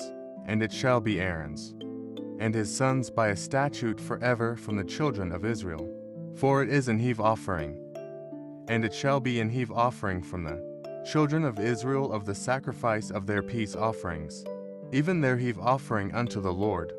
And the holy garments of Aaron shall be his sons after him, to be anointed therein, and to be consecrated in them. And that son that is priest in his stead shall put them on 7 days, when he cometh into the tabernacle of the congregation to minister in the holy place. And thou shalt take the ram of the consecration, and seethe his flesh in the holy place. And Aaron and his sons shall eat the flesh of the ram, and the bread that is in the basket, by the door of the tabernacle of the congregation. And they shall eat those things wherewith the atonement was made, to consecrate and to sanctify them. But a stranger shall not eat thereof, because they are holy. And if aught of the flesh of the consecrations, or of the bread, remain unto the morning, then thou shalt burn the remainder with fire, it shall not be eaten, because it is holy. And thus shalt thou do unto Aaron, and to his sons, according to all things, which I have commanded thee. 7 days shalt thou consecrate them. And thou shalt offer every day a bullock, for a sin offering for atonement, and thou shalt cleanse the altar, when thou hast made an atonement for it, and thou shalt anoint it, to sanctify it. 7 days thou shalt make an atonement for the altar, and sanctify it. And it shall be an altar most holy, whatsoever toucheth the altar shall be holy. Now this is that which thou shalt offer upon the altar to lambs of the first year day by day. Continually the 1 lamb thou shalt offer in the morning, and the other lamb thou shalt offer at even. And with the 1 lamb, a 10th deal of flour mingled with the 4th part of an hin of beaten oil, and the 4th part of an hin of wine for a drink offering. And the other lamb thou shalt offer at even, and shalt deuterado according to the meat offering of the morning, and according to the drink offering thereof, for a sweet savor, an offering made by fire unto the Lord. This shall be a continual burnt offering throughout your generations at the door of the tabernacle of the congregation before the Lord. where I will meet you to speak there unto thee, and there I will meet with the children of Israel. And the tabernacle shall be sanctified by my glory, and I will sanctify the tabernacle of the congregation, and the altar I will sanctify also both Aaron and his sons, to minister to me in the priest's office. And I will dwell among the children of Israel, and will be their God, and they shall know that I am the Lord their God, that brought them forth out of the land of Egypt, that I may dwell among them. I am the Lord their God. Chapter 30. And thou shalt make an altar to burn incense upon of shittim wood. Shalt thou make it? A cubit shall be the length thereof, and a cubit the breadth thereof, 4 square shall it be, and 2 cubits shall be the height thereof. The horns thereof shall be of the same. And thou shalt overlay it with pure gold, the top thereof, and the sides thereof round about, and the horns thereof, and thou shalt make unto it a crown of gold round about, and 2 golden rings shalt thou make to it under the crown of it, by the 2 corners thereof upon the 2 sides of it. Shalt thou make it? And they shall be for places for the staves to bear it withal. And thou shalt make the staves of shittim wood, and overlay them with gold. And thou shalt put it before the veil, that is by the ark of the testimony, before the mercy seat that is over the testimony, where I will meet with thee. And Aaron shall burn thereon sweet incense every morning. When he dresseth the lamps, he shall burn incense upon it. And when Aaron lighteth the lamps at even, he shall burn incense upon it, a perpetual incense before the Lord throughout your generations. Ye shall offer no strange incense thereon, nor burnt sacrifice, nor meat offering, neither shall ye pour drink offering thereon. And Aaron shall make an atonement upon the horns of it, once in a year, with the blood of the sin offering of atonements. Once in the year shall he make atonement upon it, throughout your generations. It is most holy unto the Lord. And the Lord spake unto Moses, saying, When thou talkest the sum of the children of Israel, after their number, then shall they give every man a ransom for his soul unto the Lord. When thou numberest them, that there be no plague among them, when thou numberest them, this they shall give, every one that passeth among them that are numbered. Half a shekel after the shekel of the sanctuary. A shekel is 20 gerahs, and half shekel shall be the offering of the Lord. Every one that passeth among them that are numbered, from 20 years old and above, shall give an offering unto the Lord. The rich shall not give more, and the poor shall not give less than half a shekel, when they give an offering unto the Lord, to make an atonement for your souls. And thou shalt take the atonement money of the children of Israel, and shalt appoint it for the service of the tabernacle of the congregation, that it may be a memorial unto the children of Israel before the Lord, to make an atonement for your souls. And the Lord spake unto Moses, saying, Thou shalt also make a laver of brass, and his foot also of brass, to wash withal, and thou shalt put it between the tabernacle of the congregation and the altar, and thou shalt put water therein. For Aaron and his sons shall wash their hands and their feet thereat, when they go into the tabernacle of the congregation. They shall wash with water, that they die not, or when they come near to the altar to minister, to burn offering made by fire unto the Lord. So they shall wash their hands and their feet, that they die not, and it shall be a statute forever to them, even to him and to his seed throughout their generations. Moreover the Lord spake unto Moses, saying, Take thou also unto the principal spices, of pure myrrh 500 shekels, and of sweet cinnamon half so much, even 250 shekels, and of sweet calamus 250 shekels, and of cassia 500 shekels, after the shekel of the sanctuary, and of oil olive and hin. And thou shalt make it an oil of holy ointment, an ointment compound after the art of the apothecary. It shall be an holy anointing oil.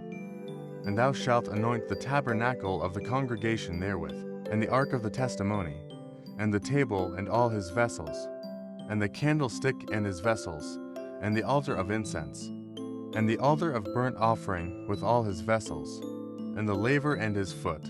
And thou shalt sanctify them, that they may be most holy. Whatsoever toucheth them shall be holy. And thou shalt anoint Aaron and his sons, and consecrate them, that they may minister unto me in the priest's office. And thou shalt speak unto the children of Israel, saying, This shall be an holy anointing oil unto me. Throughout your generations, upon man's flesh shall it not be poured, neither shall ye make any other like it. After the composition of it is holy, and it shall be holy unto you. Whosoever compoundeth any like it, or whosoever putteth any of it upon a stranger, shall even be cut off from his people. And the Lord said unto Moses, Take unto thee sweet spices, stacked, and onyha, and galbanum these sweet spices with pure frankincense. Of each shall there be a like weight, and thou shalt make it a perfume, a confection after the art of the apothecary, tempered together, pure and holy. And thou shalt beat some of it very small, and put of it before the testimony in the tabernacle of the congregation, where I will meet with thee. It shall be unto you most holy. And as for the perfume which thou shalt make, ye shall not make to yourselves, according to the composition thereof. It shall be unto thee holy for the Lord. Whosoever shall make like unto that, to smell teredo, shall even be cut off from his people. Chapter 31. And the Lord spake unto Moses, saying, I have called by name BiBlE the son of Uri, the son of Hur, of the tribe of Judah, and I have filled him with the Spirit of God, in wisdom, and in understanding, and in knowledge, and in all manner of workmanship, to devise cunning works, to work in gold, and in silver, and in brass, and in cutting of stones, to set them, and in carving of timber, to work in all manner of workmanship. And I, behold, I have given with him Aholiab, the son of Ahisamach, of the tribe of Dan. And in the hearts of all that are wise-hearted I have put wisdom, that they may make all that I have commanded thee, the tabernacle of the congregation, and the ark of the testimony, and the mercy seat that is thereupon, and all the furniture of the tabernacle, and the table and his furniture, and the pure candlestick with all his furniture, and the altar of incense, and the altar of burnt offering with all his furniture, and the laver and his foot, and the cloths of service, and the holy garments for Aaron the priest, and the garments of his sons, to minister in the priest's office, and the anointing oil, and sweet incense for the holy place according to all that I have commanded thee shall they do. And the Lord spake unto Moses, saying, Speak thou also unto the children of Israel, saying, Verily, my Sabbaths ye shall keep, for it is a sign between me and you throughout your generations, that ye may know that I am the Lord that doth sanctify you. Ye shall keep the Sabbath therefore, for it is holy unto you. Every one that defileth it shall surely be put to death. For whosoever doth any work therein, that soul shall be cut off from among his people. 6 days may work be done, but in the seventh is the Sabbath of rest, holy to the Lord. Whosoever doth any work in the Sabbath day, he shall surely be put to death. Wherefore the children of Israel shall keep the Sabbath, to observe the Sabbath throughout their generations. For a perpetual covenant, it is a sign between me and the children of Israel forever. For in 6 days the Lord made heaven and earth, and on the seventh day he rested, and was refreshed. And he gave unto Moses, when he had made an end of communing with him upon Mount Sinai, 2 tables of testimony, tables of stone, written with the finger of God. Chapter 32. And when the people saw that Moses delayed to come down out of the mount, the people gathered themselves together unto Aaron, and said unto him, Up, make us gods, which shall go before us. For as for this Moses, the man that brought us up out of the land of Egypt, we wot not what is become of him. And Aaron said unto them, Break off the golden earrings, which are in the ears of your wives, of your sons, and of your daughters, and bring them unto me. And all the people brake off the golden earrings, which were in their ears, and brought them unto Aaron. And he received them at their hand, and fashioned it with a graving tool, after he had made it a molten calf. And they said, These be thy gods, O Israel, which brought thee up out of the land of Egypt.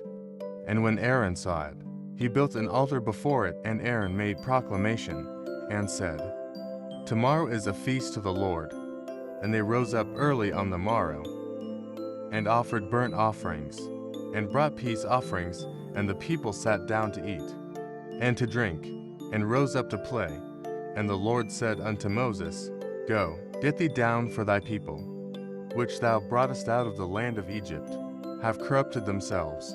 They have turned aside quickly out of the way, which I commanded them. They have made them a molten calf, and have worshipped it, and have sacrificed thereunto, and said, These be thy gods, O Israel, which have brought thee up out of the land of Egypt. And the Lord said unto Moses, I have seen this people, and, behold, it is a stiff-necked people. Now therefore let me alone, that my wrath may wax hot against them, and that I may consume them, and I will make of thee a great nation. And Moses besought the Lord his God, and said, Lord, why doth thy wrath wax hot against thy people, which thou hast brought forth out of the land of Egypt, with great power, and with a mighty hand? Wherefore should the Egyptians speak, and say, For mischief did he bring them out, to slay them in the mountains, and to consume them from the face of the earth? Turn from thy fierce wrath, and repent of this evil against thy people. Remember Abraham, Isaac, and Israel, thy servants, to whom thou swarest by thine own self, and saidst unto them, I will multiply your seed as the stars of heaven, and all this land that I have spoken of will I give unto your seed, and they shall inherit it forever.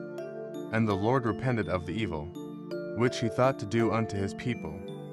And Moses turned and went down from the mount, and the 2 tables of the testimony were in his hand. The tables were written on both their sides, on the one side, and on the other were they written. And the tables were the work of God, and the writing was the writing of God, graven upon the tables. And when Joshua heard the noise of the people as they shouted, he said unto Moses, There is a noise of war in the camp. And he said, It is not the voice of them that shout for mastery, neither is it the voice of them that cry for being overcome, but the noise of them that sing do I hear. And it came to pass, as soon as he came nigh unto the camp, that he saw the calf, and the dancing, and Moses' anger waxed hot. And he cast the tables out of his hands, and brake them beneath the mount. And he took the calf which they had made, and burned it in the fire, and ground it to powder, and strawed it upon the water, and made the children of Israel drink of it. And Moses said unto Aaron, What did this people unto thee, that thou hast brought so great a sin upon them?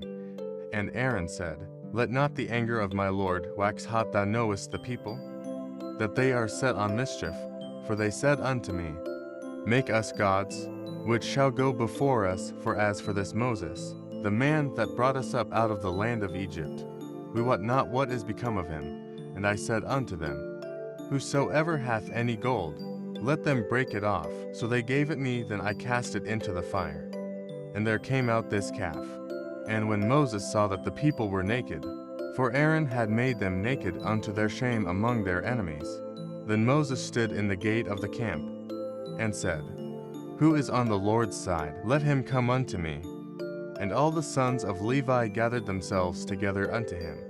And he said unto them, Thus saith the Lord God of Israel, Put every man his sword by his side, and go in and out from gate to gate throughout the camp, and slay every man his brother, and every man his companion, and every man his neighbor.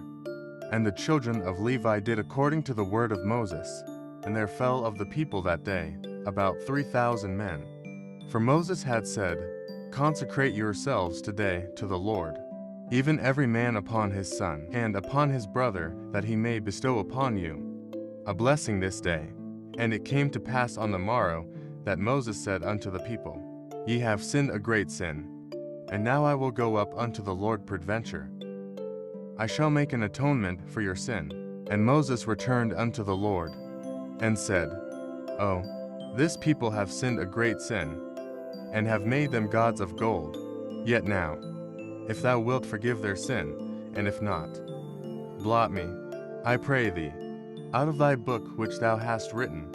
And the Lord said unto Moses, Whosoever hath sinned against me, him will I blot out of my book. Therefore now go, lead the people unto the place of which I have spoken unto thee. Behold, mine angel shall go before thee nevertheless in the day. When I visit, I will visit their sin upon them. And the Lord plagued the people, because they made the calf, which Aaron made. Chapter 33. And the Lord said unto Moses, Depart, and go up hence, thou and the people which thou hast brought up, out of the land of Egypt, unto the land which I swear unto Abraham, to Isaac, and to Jacob, saying, Unto thy seed will I give it, and I will send an angel before thee, and I will drive out the Canaanite, the Amorite, and the Hittite, and the Perizzite, the Hivite, and the Jebusite, unto a land flowing with milk and honey. For I will not go up in the midst of thee, for thou art a stiff-necked people, lest I consume thee in the way. And when the people heard these evil tidings, they mourned, and no man did put on him his ornaments. For the Lord had said unto Moses, Say unto the children of Israel, Ye are a stiff-necked people, I will come up into the midst of thee in a moment, and consume thee. Therefore now put off thy ornaments from thee, that I may know what to do unto thee. And the children of Israel stripped themselves of their ornaments by the Mount Horeb. And Moses took the tabernacle, and pitched it without the camp, afar off from the camp, and called it the tabernacle of the congregation.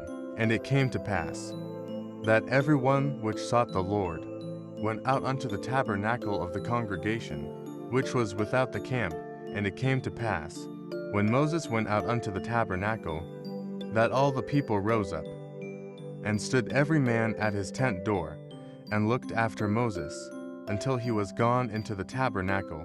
And it came to pass, as Moses entered into the tabernacle, the cloudy pillar descended, and stood at the door of the tabernacle, and the Lord talked with Moses. And all the people saw the cloudy pillar stand at the tabernacle door. And all the people rose up, and worshipped every man in his tent door. And the Lord spake unto Moses face to face, as a man speaketh unto his friend. And he turned again into the camp, but his servant Joshua, the son of Nun, a young man, departed not out of the tabernacle. And Moses said unto the Lord, See, thou sayest unto me, Bring up this people, and thou hast not let me know whom thou wilt send with me. Yet thou hast said, I know thee by name, and thou hast also found grace in my sight. Now therefore, I pray thee, if I have found grace in thy sight, shew me now thy way, that I may know thee, that I may find grace in thy sight. And consider that this nation is thy people. And he said, My presence shall go with thee, and I will give thee rest. And he said unto him, If thy presence go not with me, carry us not up hence. For wherein shall it be known here that I and thy people have found grace in thy sight? Is it not in that thou goest with us? So shall we be separated, I and thy people, from all the people that are upon the face of the earth. And the Lord said unto Moses, I will do this thing also, that thou hast spoken, for thou hast found grace in my sight, and I know thee by name. And he said, I beseech thee, shew me thy glory. And he said, I will make all my goodness pass before thee, and I will proclaim the name of the Lord before thee, and will be gracious to whom I will be gracious, and will shew mercy on whom I will shew mercy. And he said, Thou canst not see my face, for there shall no man see me, and alive. And the Lord said, Behold, there is a place by me, and thou shalt stand upon a rock. And it shall come to pass, while my glory passeth by, that I will put thee in a cleft of the rock, and will cover thee with my hand while I pass by. And I will take away mine hand, and thou shalt see my back parts, but my face shall not be seen. Chapter 34. And the Lord said unto Moses, Hew thee 2 tables of stone like unto the first, and I will write upon these tables the words that were in the first tables, which thou breakest, and be ready in the morning, and come up in the morning unto Mount Sinai, and present thyself there to me in the top of the mount. And no man shall come up with thee, neither let any man be seen throughout all the mount, neither let the flocks nor herds feed before that mount. And he hewed 2 tables of stone like unto the first.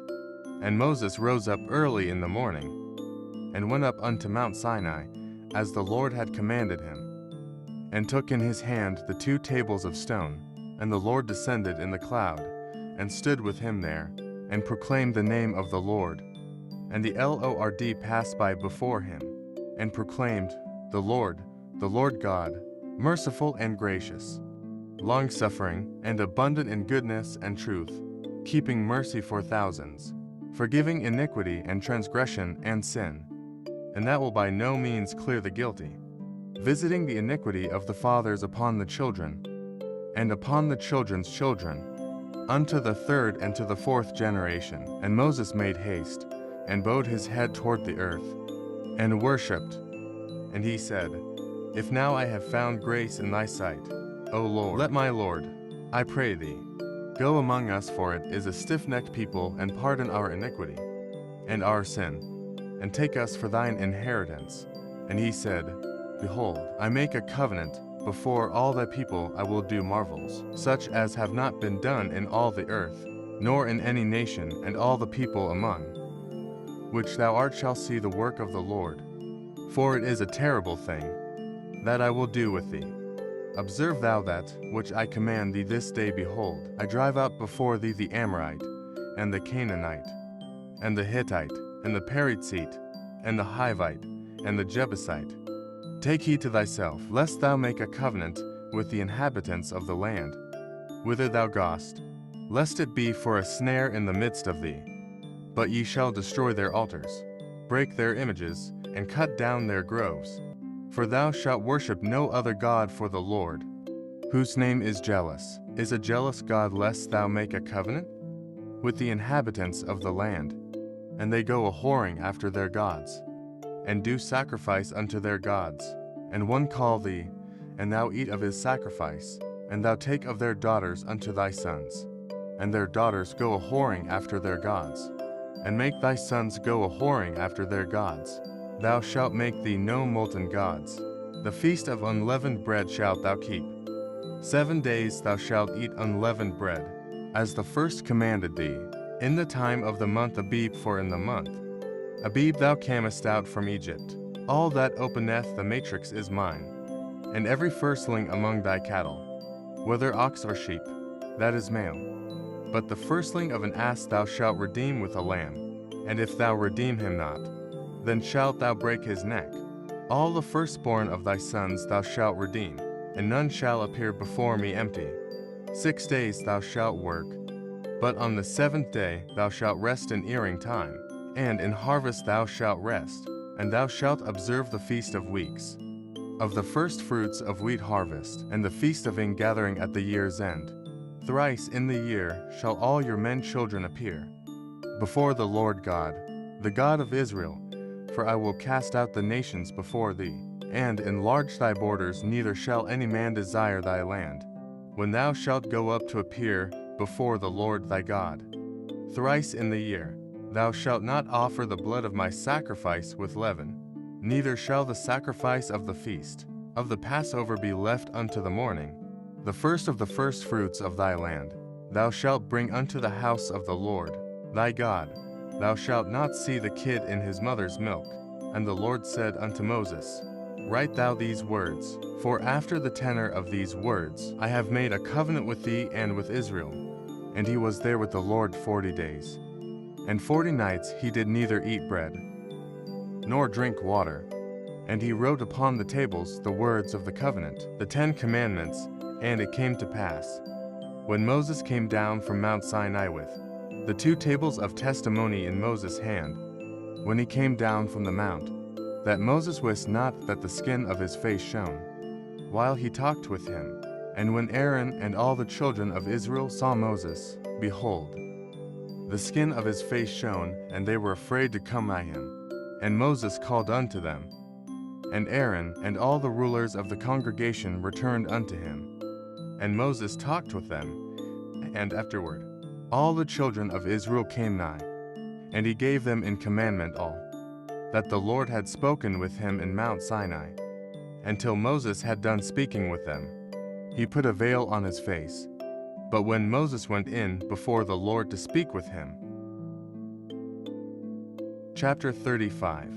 And Moses gathered all the congregation of the children of Israel together, and said unto them, These are the words which the Lord hath commanded, that ye should do them. 6 days shall work be done. But on the 7th day there shall be to you an holy day, a Sabbath of rest to the Lord. Whosoever doth work therein shall be put to death. Ye shall kindle no fire throughout your habitations upon the Sabbath day. And Moses spake unto all the congregation of the children of Israel, saying, This is the thing which the Lord commanded, saying, Take ye from among you an offering unto the Lord. Whosoever is of a willing heart, let him bring it, an offering of the Lord gold, and silver, and brass, and blue, and purple, and scarlet, and fine linen, and goat's hair, and ram's skins dyed red, and badger skins, and shittim wood, and oil for the light, and spices for anointing oil, and for the sweet incense, and onyx stones, and stones to be set for the ephod, and for the breastplate.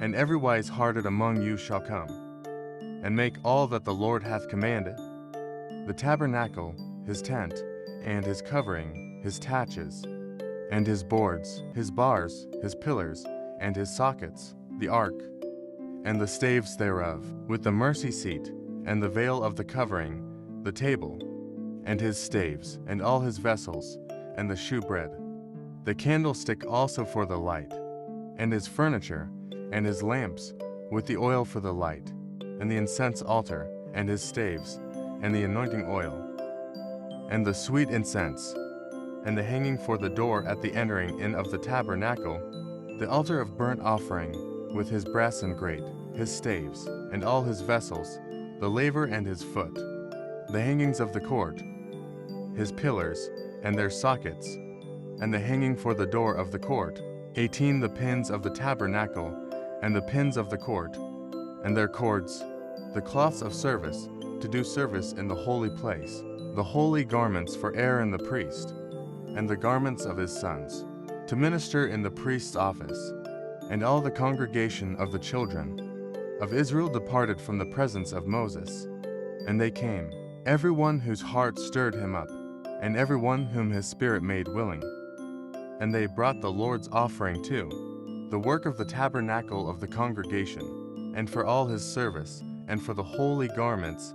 And they came, both men and women, as many as were willing-hearted, and brought bracelets, and earrings, and rings, and tablets, all jewels of gold. And every man that offered an offering of gold unto the Lord. And every man with whom was found blue, and purple, and scarlet, and fine linen, and goat's hair, and red skins of rams, and badger skins, brought them. Every one that did offer an offering of silver and brass brought the Lord's offering. And every man with whom was found shittim wood for any work of the service brought it. And all the women that were wise-hearted did spin with their hands, and brought that which they had spun, both of blue, and of purple, and of scarlet, and of fine linen. And all the women whose hearts stirred them up in wisdom spun goat's hair. And the rulers brought onyx stones, and stones to be set for the ephod, and for the breastplate to aid and spice, and oil for the light, and for the anointing oil, and for the sweet incense. The children of Israel brought a willing offering unto the Lord, every man and woman whose heart made them willing to bring for all manner of work, which the Lord had commanded to be made by the hand of Moses. And Moses said unto the children of Israel, See, the Lord hath called by name BiBlE the son of Uri, the son of Hur, of the tribe of Judah, and he hath filled him with the Spirit of God, in wisdom, in understanding, and in knowledge, and in all manner of workmanship, and to devise curious works, to work in gold, and in silver, and in brass, and in the cutting of stones, to set them, and in carving of wood, to make any manner of cunning work. And he hath put in his heart that he may teach, both he and Aholiab, the son of Ahisamach, of the tribe of Dan, them hath he filled with wisdom of heart, to work all manner of work, of the engraver, and of the cunning workman, and of the embroiderer, in blue, and in purple, in scarlet, and in fine linen, and of the weaver, even of them that do any work, and of those that devise cunning work. Chapter 36. Then wrought BiBlE and Aholiab, and every wise-hearted man, in whom the Lord put wisdom, and understanding to know how to work all manner of work for the service of the sanctuary, according to all that the Lord had commanded. And Moses called BiBlE and Aholiab, and every wise-hearted man, in whose heart the Lord had put wisdom, even every one whose heart stirred him up, to come unto the work to do it. And they received of Moses all the offering, which the children of Israel had brought for the work of the service of the sanctuary, to make it withal. And they brought yet unto him free offerings every morning, and all the wise men that wrought all the work of the sanctuary came every man from his work which they made. And they spake unto Moses, saying, The people bring much more than enough for the service of the work, which the Lord commanded to make. And Moses gave commandment, and they caused it to be proclaimed throughout the camp, saying, Let neither man nor woman make any more work for the offering of the sanctuary. So the people were restrained from bringing, for the stuff they had was sufficient for all the work to make it, and too much.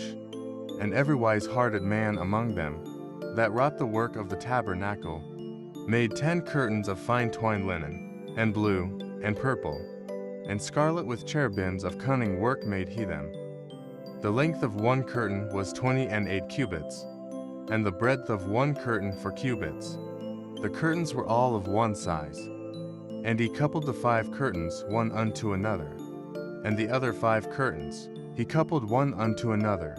And he made loops of blue on the edge of one curtain from the selvedge in the coupling. Likewise he made in the uttermost side of another curtain, in the coupling of the second. 50 loops made he in one curtain, and 50 loops made he in the edge of the curtain, which was in the coupling of the second. The loops held one curtain to another. And he made 50 taches of gold, and coupled the curtains one unto another with the taches, so it became one tabernacle. And he made curtains of goat's hair. For the tent over the tabernacle, 11 curtains he made them. The length of one curtain was 30 cubits, and 4 cubits was the breadth of one curtain. The 11 curtains were of one size. And he coupled 5 curtains by themselves, and 6 curtains by themselves. And he made 50 loops upon the uttermost edge of the curtain, in the coupling, and 50 loops made he upon the edge of the curtain, which coupleth the second. And he made 50 taches of brass to couple the tent together, that it might be one. And he made a covering for the tent of ram's skins dyed red, and a covering of badger skins above that. And he made boards for the tabernacle of shittim wood, standing up. The length of a board was 10 cubits, and the breadth of a board 1 cubit and a half. One board had the tenons, equally distant one from another. Thus did he make for all the boards of the tabernacle. And he made boards for the tabernacle, 20 boards for the south side southward, and 40 sockets of silver he made under the 20 boards, to sockets under one board for his 2 tenons, and to sockets under another board for his 2 tenons. And for the other side of the tabernacle, which is toward the north corner, he made 20 boards, and there 40 sockets of silver to sockets under one board, and to sockets under another board. And for the sides of the tabernacle westward, he made 6 boards, and 2 boards made he for the corners of the tabernacle, in the 2 sides, and they were coupled beneath, and coupled together at the head thereof. To one ring thus he did to both of them in both the corners. And there were 8 boards, and their sockets were 16 sockets of silver, under every board to sockets. And he made bars of shittim wood 5 for the boards of the one side of the tabernacle, and 5 bars for the boards of the other side of the tabernacle, and 5 bars for the boards of the tabernacle, for the sides westward. And he made the middle bar to shoot through the boards from the one end to the other. And he overlaid the boards with gold, and made their rings of gold to be places for the bars, and overlaid the bars with gold. And he made a veil of blue, and purple, and scarlet, and fine twined linen with cherubims made he it of cunning work. And he made thereunto 4 pillars of shittim wood, and overlaid them with gold. Their hooks were of gold, and he cast for them 4 sockets of silver. And he made an hanging for the tabernacle door of blue, and purple, and scarlet, and fine twined linen, of needlework, and the 5 pillars of it with their hooks. And he overlaid their chapiters and their fillets with gold, but their 5 sockets were of brass. Chapter 37. And BiBlE made the ark of shittim wood, 2 cubits, and a half was the length of it, and a cubit and a half the breadth of it, and a cubit and a half the height of it. And he overlaid it with pure gold within and without, and made a crown of gold to it round about. And he cast for it 4 rings of gold, to be set by the 4 corners of it, even 2 rings upon the one side of it, and 2 rings upon the other side of it. And he made staves of shittim wood, and overlaid them with gold. And he put the staves into the rings by the sides of the ark, to bear the ark.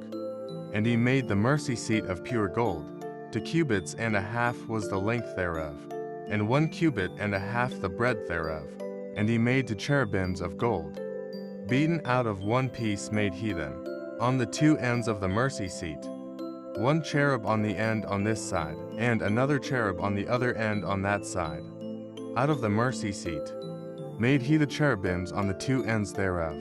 And the cherubims spread out their wings on high, and covered with their wings over the mercy seat, with their faces one to another even 2. The mercy seatward were the faces of the cherubims. And he made the table of shittim wood. 2 cubits was the length thereof, and a cubit the breadth thereof, and a cubit and a half the height thereof. And he overlaid it with pure gold, and made thereunto a crown of gold round about. Also he made thereunto a border of an hand breadth round about, and made a crown of gold for the border thereof round about. And he cast for it 4 rings of gold, and put the rings upon the 4 corners, that were in the 4 feet thereof. Over against the border were the rings, the places for the staves to bear the table. And he made the staves of shittim wood, and overlaid them with gold, to bear the table. And he made the vessels which were upon the table, his dishes, and his spoons, and his bowls, and his covers to cover withal, of pure gold. And he made the candlestick of pure gold. Of beaten work made he the candlestick his shaft, and his branch, his bowls, his knops, and his flowers were of the same, and 6 branches going out of the sides thereof. 3 branches of the candlestick out of the one side thereof, and 3 branches of the candlestick out of the other side thereof. 3 bowls made after the fashion of almonds in 1 branch, a knop and a flower, and 3 bowls made like almonds in another branch, a knop and a flower. So throughout the 6 branches going out of the candlestick. And in the candlestick were 4 bowls made like almonds, his knops and his flowers, and a knop under to branches of the same, and a knop under to branches of the same, and a knop under to branches of the same, according to the 6 branches going out of it. Their knops and their branches were of the same. All of it was 1 beaten work of pure gold. And he made his 7 lamps, and his snuffers, and his snuff dishes, of pure gold. Of a talent of pure gold made he it, and all the vessels thereof. And he made the incense altar of shittim wood. The length of it was a cubit, and the breadth of it a cubit. It was 4 square, and 2 cubits was the height of it. The horns thereof were of the same. And he overlaid it with pure gold, both the top of it, and the sides thereof round about, and the horns of it also he made unto it, a crown of gold round about. And he made 2 rings of gold for it under the crown thereof, by the 2 corners of it, upon the 2 sides thereof, to be places for the staves to bear it withal. And he made the staves of shittim wood, and overlaid them with gold. And he made the holy anointing oil, and the pure incense of sweet spices, according to the work of the apothecary. Chapter 38. And he made the altar offal burnt offering of shittim wood. 5 cubits was the length thereof, and 5 cubits the breadth thereof. It was foursquare, and 3 cubits the height thereof. And he made the horns thereof on the 4 corners of it. The horns thereof were of the same, and he overlaid it with brass. And he made all the vessels of the altar, the pots, and the shovels, and the basins, and the flesh hooks, and the fire pans. All the vessels thereof made he of brass. And he made for the altar a brassen grate of network under the compass thereof beneath unto the midst of it. And he cast 4 rings for the 4 ends of the grate of brass, to be places for the staves. And he made the staves of shittim wood, and overlaid them with brass. And he put the staves into the rings on the sides of the altar to bear it withal. He made the altar hollow with boards. And he made the laver of brass, and the foot of it of brass, of the looking glasses of the women assembling, which assembled at the door of the tabernacle of the congregation. And he made the court on the south side southward. The hangings of the court were of fine twined linen, 100 cubits. Their pillars were 20, and their brassen sockets 20 the hooks of. The pillars and their fillets were of silver. And for the north side the hangings were 100 cubits. Their pillars were 20, and their sockets of brass 20 the hooks of the pillars, and their fillets of silver. And for the west side were hangings of 50 cubits.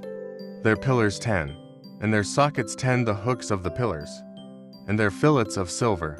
And for the east side eastward 50 cubits.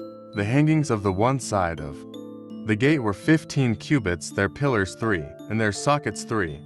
And for the other side of the court gate, on this hand and that hand, were hangings of 15 cubits, their pillars 3, and their sockets 3. All the hangings of the court round about were of fine twined linen, and the sockets for the pillars were of brass, the hooks of the pillars, and their fillets of silver, and the overlaying of their chapiters of silver. And all the pillars of the court were filleted with silver, and the hanging for the gate of the court was needlework of blue, and purple, and scarlet, and fine twined linen, and 20 cubits was the length, and the height in the breadth was 5 cubits, answerable to the hangings of the court. And their pillars were 4, and their sockets of brass for their hooks of silver, and the overlaying of their chapiters and their fillets of silver. And all the pins of the tabernacle and of the court round about were of brass. This is the sum of the tabernacle, even of the tabernacle of testimony, as it was counted, according to the commandment of Moses, for the service of the Levites, by the hand of Ithamar, son to Aaron the priest, and Bezaleel the son of Uri, the son of Hur, of the tribe of Judah, made all that the Lord commanded Moses. And with him was Aholiab, son of Ahisamach, of the tribe of Dan, an engraver, and a cunning workman, and an embroiderer in blue, and in purple, and in scarlet, and fine linen. All the gold that was occupied for the work, and all the work of the holy place, even the gold of the offering, was 29 talents, and 730 shekels, after the shekel of the sanctuary. And the silver of them that were numbered of the congregation was 100 talents, and 1,760, 15 after the shekel of the sanctuary, a bekah for every man, that is, half a shekel, after the shekel of the sanctuary, for everyone that went to be numbered, from 20 years old and upward, for 600,000 and 3,550 men. And of the 100 talents of silver were cast the sockets of the sanctuary, and the sockets of the veil, 100 sockets of the 100 talents, a talent for a socket, and of the 1,770. And 5 shekels he made hooks for the pillars, and overlaid their chapiters, and filleted them. And the brass of the offering was 70 talents, and 2,400 shekels. And therewith he made the sockets too. The door of the tabernacle of the congregation, and the brassen altar, and the brassen grate for it, and all the vessels of the altar, and the sockets of the court round about, and the sockets of the court gate, and all the pins of the tabernacle, and all the pins of the court round about. Chapter 39. And of the blue, and purple, and scarlet, they made cloths of service, to do service in the holy place, and made the holy garments for Aaron as the Lord commanded Moses. And he made the ephod of gold, blue, and purple, and scarlet, and fine twined linen. And they did beat the gold into thin plates, and cut it into wires, to work it in the blue, and in the purple, and in the scarlet, and in the fine linen, with cunning work. They made shoulder pieces for it. To couple it together by the two edges was it coupled together, and the curious girdle of his ephod that was upon it was of the same, according to the work thereof of gold, blue, and purple, and scarlet, and fine twined linen, as the Lord commanded Moses. And they wrought onyx stones enclosed in ouches of gold, graven, as signets are graven, with the names of the children of Israel. And he put them on the shoulders of the ephod, that they should be stones for a memorial to the children of Israel, as the Lord commanded Moses. And he made the breastplate of cunning work, like the work of the ephod of gold, blue, and purple, and scarlet, and fine twined linen. It was 4 square they made the breastplate. Double a span was the length thereof, and a span the breadth thereof, being doubled. And they set in it 4 rows of stones. The first row was a sardius, a topaz, and a carbuncle. This was the first row. And the second row, an emerald, a sapphire, and a diamond. And the third row, a ligure, an agate, and an amethyst. And the fourth row, a beryl, an onyx, and a jasper. They were enclosed in ouches of gold in their enclosings, and the stones were according to the names of the children of Israel, 12, according to their names, like the engravings of a signet, every one with his name, according to the 12 tribes. And they made upon the breastplate chains at the ends, of wreathen work of pure gold, and they made to ouches of gold, and to gold rings, and put the 2 rings in the 2 ends of the breastplate. And they put the 2 wreathen chains of gold in the 2 rings on the ends of the breastplate, and the 2 ends of the 2 wreathen chains they fastened in the 2 ouches, and put them on the shoulder pieces of the ephod before it. And they made 2 rings of gold, and put them on the 2 ends of the breastplate, upon the border of it, which was on the side of the ephod inward. And they made other golden rings, and put them on the 2 sides of the ephod underneath, toward the fore part of it, over against the other coupling thereof, above the curious girdle of the ephod. And they did bind the breastplate by his rings unto the rings of the ephod with a lace of blue, that it might be above the curious girdle of the ephod, and that the breastplate might not be loosed from the ephod, as the Lord commanded Moses. And he made the robe of the ephod of woven work, all of blue, and there was an hole in the midst of the robe, as the hole of an habergeon, with a band round about the hole, that it should not rend. And they made upon the hems of the robe pomegranates of blue, and purple, and scarlet, and twined linen. And they made bells of pure gold, and put the bells between the pomegranates, upon the hem of the robe, round about between the pomegranates, a bell and a pomegranate, a bell and a pomegranate, round about the hem of the robe, to minister in as the Lord commanded Moses. And they made coats of fine linen of woven work for Aaron, and for his sons, and a mitre of fine linen, and goodly bonnets of fine linen, and linen breeches of fine twined linen, and a girdle of fine twined linen, and blue, and purple, and scarlet, of needlework as the Lord commanded Moses. And they made the plate of the holy crown of pure gold, and wrote upon it a writing, like to the engravings of a signet, Holiness to the Lord. And they tied unto it a lace of blue, to fasten it on high upon the mitre, as the Lord commanded Moses. Thus was all the work of the tabernacle of the tent of the congregation finished. And the children of Israel did according to all that the Lord commanded Moses. So did they. And they brought the tabernacle unto Moses, the tent, and all his furniture, his taches, his boards, his bars, and his pillars, and his sockets, and the covering of ram's skins dyed red, and the covering of badger skins, and the veil of the covering, the ark of the testimony, and the staves thereof, and the mercy seat, the table, and all the vessels thereof, and the shewbread, the pure candlestick, with the lamps thereof, even with the lamps to be set in order, and all the vessels thereof, and the oil for light, and the golden altar, and the anointing oil, and the sweet incense, and the hanging for the tabernacle door, the brassen altar, and his grate of brass, his staves, and all his vessels, the laver and his foot, the hangings of the court, his pillars, and his sockets, and the hanging for the court gate, his cords, and his pins, and all the vessels of the service of the tabernacle, for the tent of the congregation, the cloths of service to do service in the holy place, and the holy garments for Aaron the priest, and his sons' garments, to minister in the priest's office, according to all that the Lord commanded Moses. So the children of Israel made all the work, and Moses did look upon all the work, and, behold, they had done it as the Lord had commanded. Even so had they done it, and Moses blessed them. Chapter 40. And the Lord spake unto Moses, saying, On the first day of the first month shalt thou set up the tabernacle of the tent of the congregation, and thou shalt put therein the ark of the testimony, and cover the ark with the veil. And thou shalt bring in the table, and set in order the things that are to be set in order upon it. And thou shalt bring in the candlestick, and light the lamps thereof. And thou shalt set the altar of gold for the incense before the ark of the testimony, and put the hanging of the door to the tabernacle.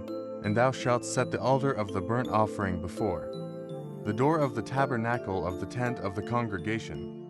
And thou shalt set the laver between the tent of the congregation and the altar, and shalt put water therein. And thou shalt set up the court round about, and hang up the hanging at the court gate. And thou shalt take the anointing oil, and anoint the tabernacle, and all that is therein, and shalt hallow it, and all the vessels thereof, and it shall be holy. And thou shalt anoint the altar of the burnt offering, and all his vessels, and sanctify the altar, and it shall be an altar most holy. And thou shalt anoint the laver and his foot, and sanctify it. And thou shalt bring Aaron and his sons unto the door of the tabernacle of the congregation, and wash them with water. And thou shalt put upon Aaron the holy garments, and anoint him, and sanctify him, that he may minister unto me in the priest's office. And thou shalt bring his sons, and clothe them with coats. And thou shalt anoint them, as thou didst anoint their father, that they may minister unto me in the priest's office, for their anointing shall surely be an everlasting priesthood throughout their generations. Thus did Moses according to all that the Lord commanded him. So did he. And it came to pass in the first month in the second year, on the first day of the month, that the tabernacle was reared up. And Moses reared up the tabernacle, and fastened his sockets, and set up the boards thereof, and put in the bars thereof, and reared up his pillars. And he spread abroad the tent over the tabernacle, and put the covering of the tent above upon it, as the Lord commanded Moses. And he took and put the testimony into the ark, and set the staves on the ark, and put the mercy seat above upon the ark. And he brought the ark into the tabernacle, and set up the veil of the covering, and covered the ark of the testimony, as the Lord commanded Moses. And he put the table in the tent of the congregation, upon the side of the tabernacle northward, without the veil. And he set the bread in order upon it before the Lord, as the Lord had commanded Moses. And he put the candlestick in the tent of the congregation, over against the table, on the side of the tabernacle southward. And he lighted the lamps before the Lord, as the Lord commanded Moses. And he put the golden altar in the tent of the congregation, before the veil. And he burnt sweet incense thereon, as the Lord commanded Moses. And he set up the hanging at the door of the tabernacle. And he put the altar of burnt offering by the door of the tabernacle of the tent of the congregation, and offered upon it the burnt offering, and the meat offering, as the Lord commanded Moses. And he set the laver between the tent of the congregation and the altar, and put water there, to wash withal. And Moses and Aaron and his sons washed their hands and their feet thereat, when they went into the tent of the congregation. And when they came near unto the altar, they washed as the Lord commanded Moses. And he reared up the court round about the tabernacle, and the altar, and set up the hanging of the court gate. So Moses finished the work. Then a cloud covered the tent of the congregation, and the glory of the Lord filled the tabernacle, and Moses was not able to enter into the tent of the congregation, because the cloud abode thereon, and the glory of the Lord filled the tabernacle. And when the cloud was taken up from over the tabernacle, the children of Israel went onward in all their journeys. But if the cloud were not taken up, then they journeyed not till the day that it was taken up. For the cloud of the Lord was upon the tabernacle by day, and fire was on it by night, in the sight of all the house of Israel, throughout all their journeys.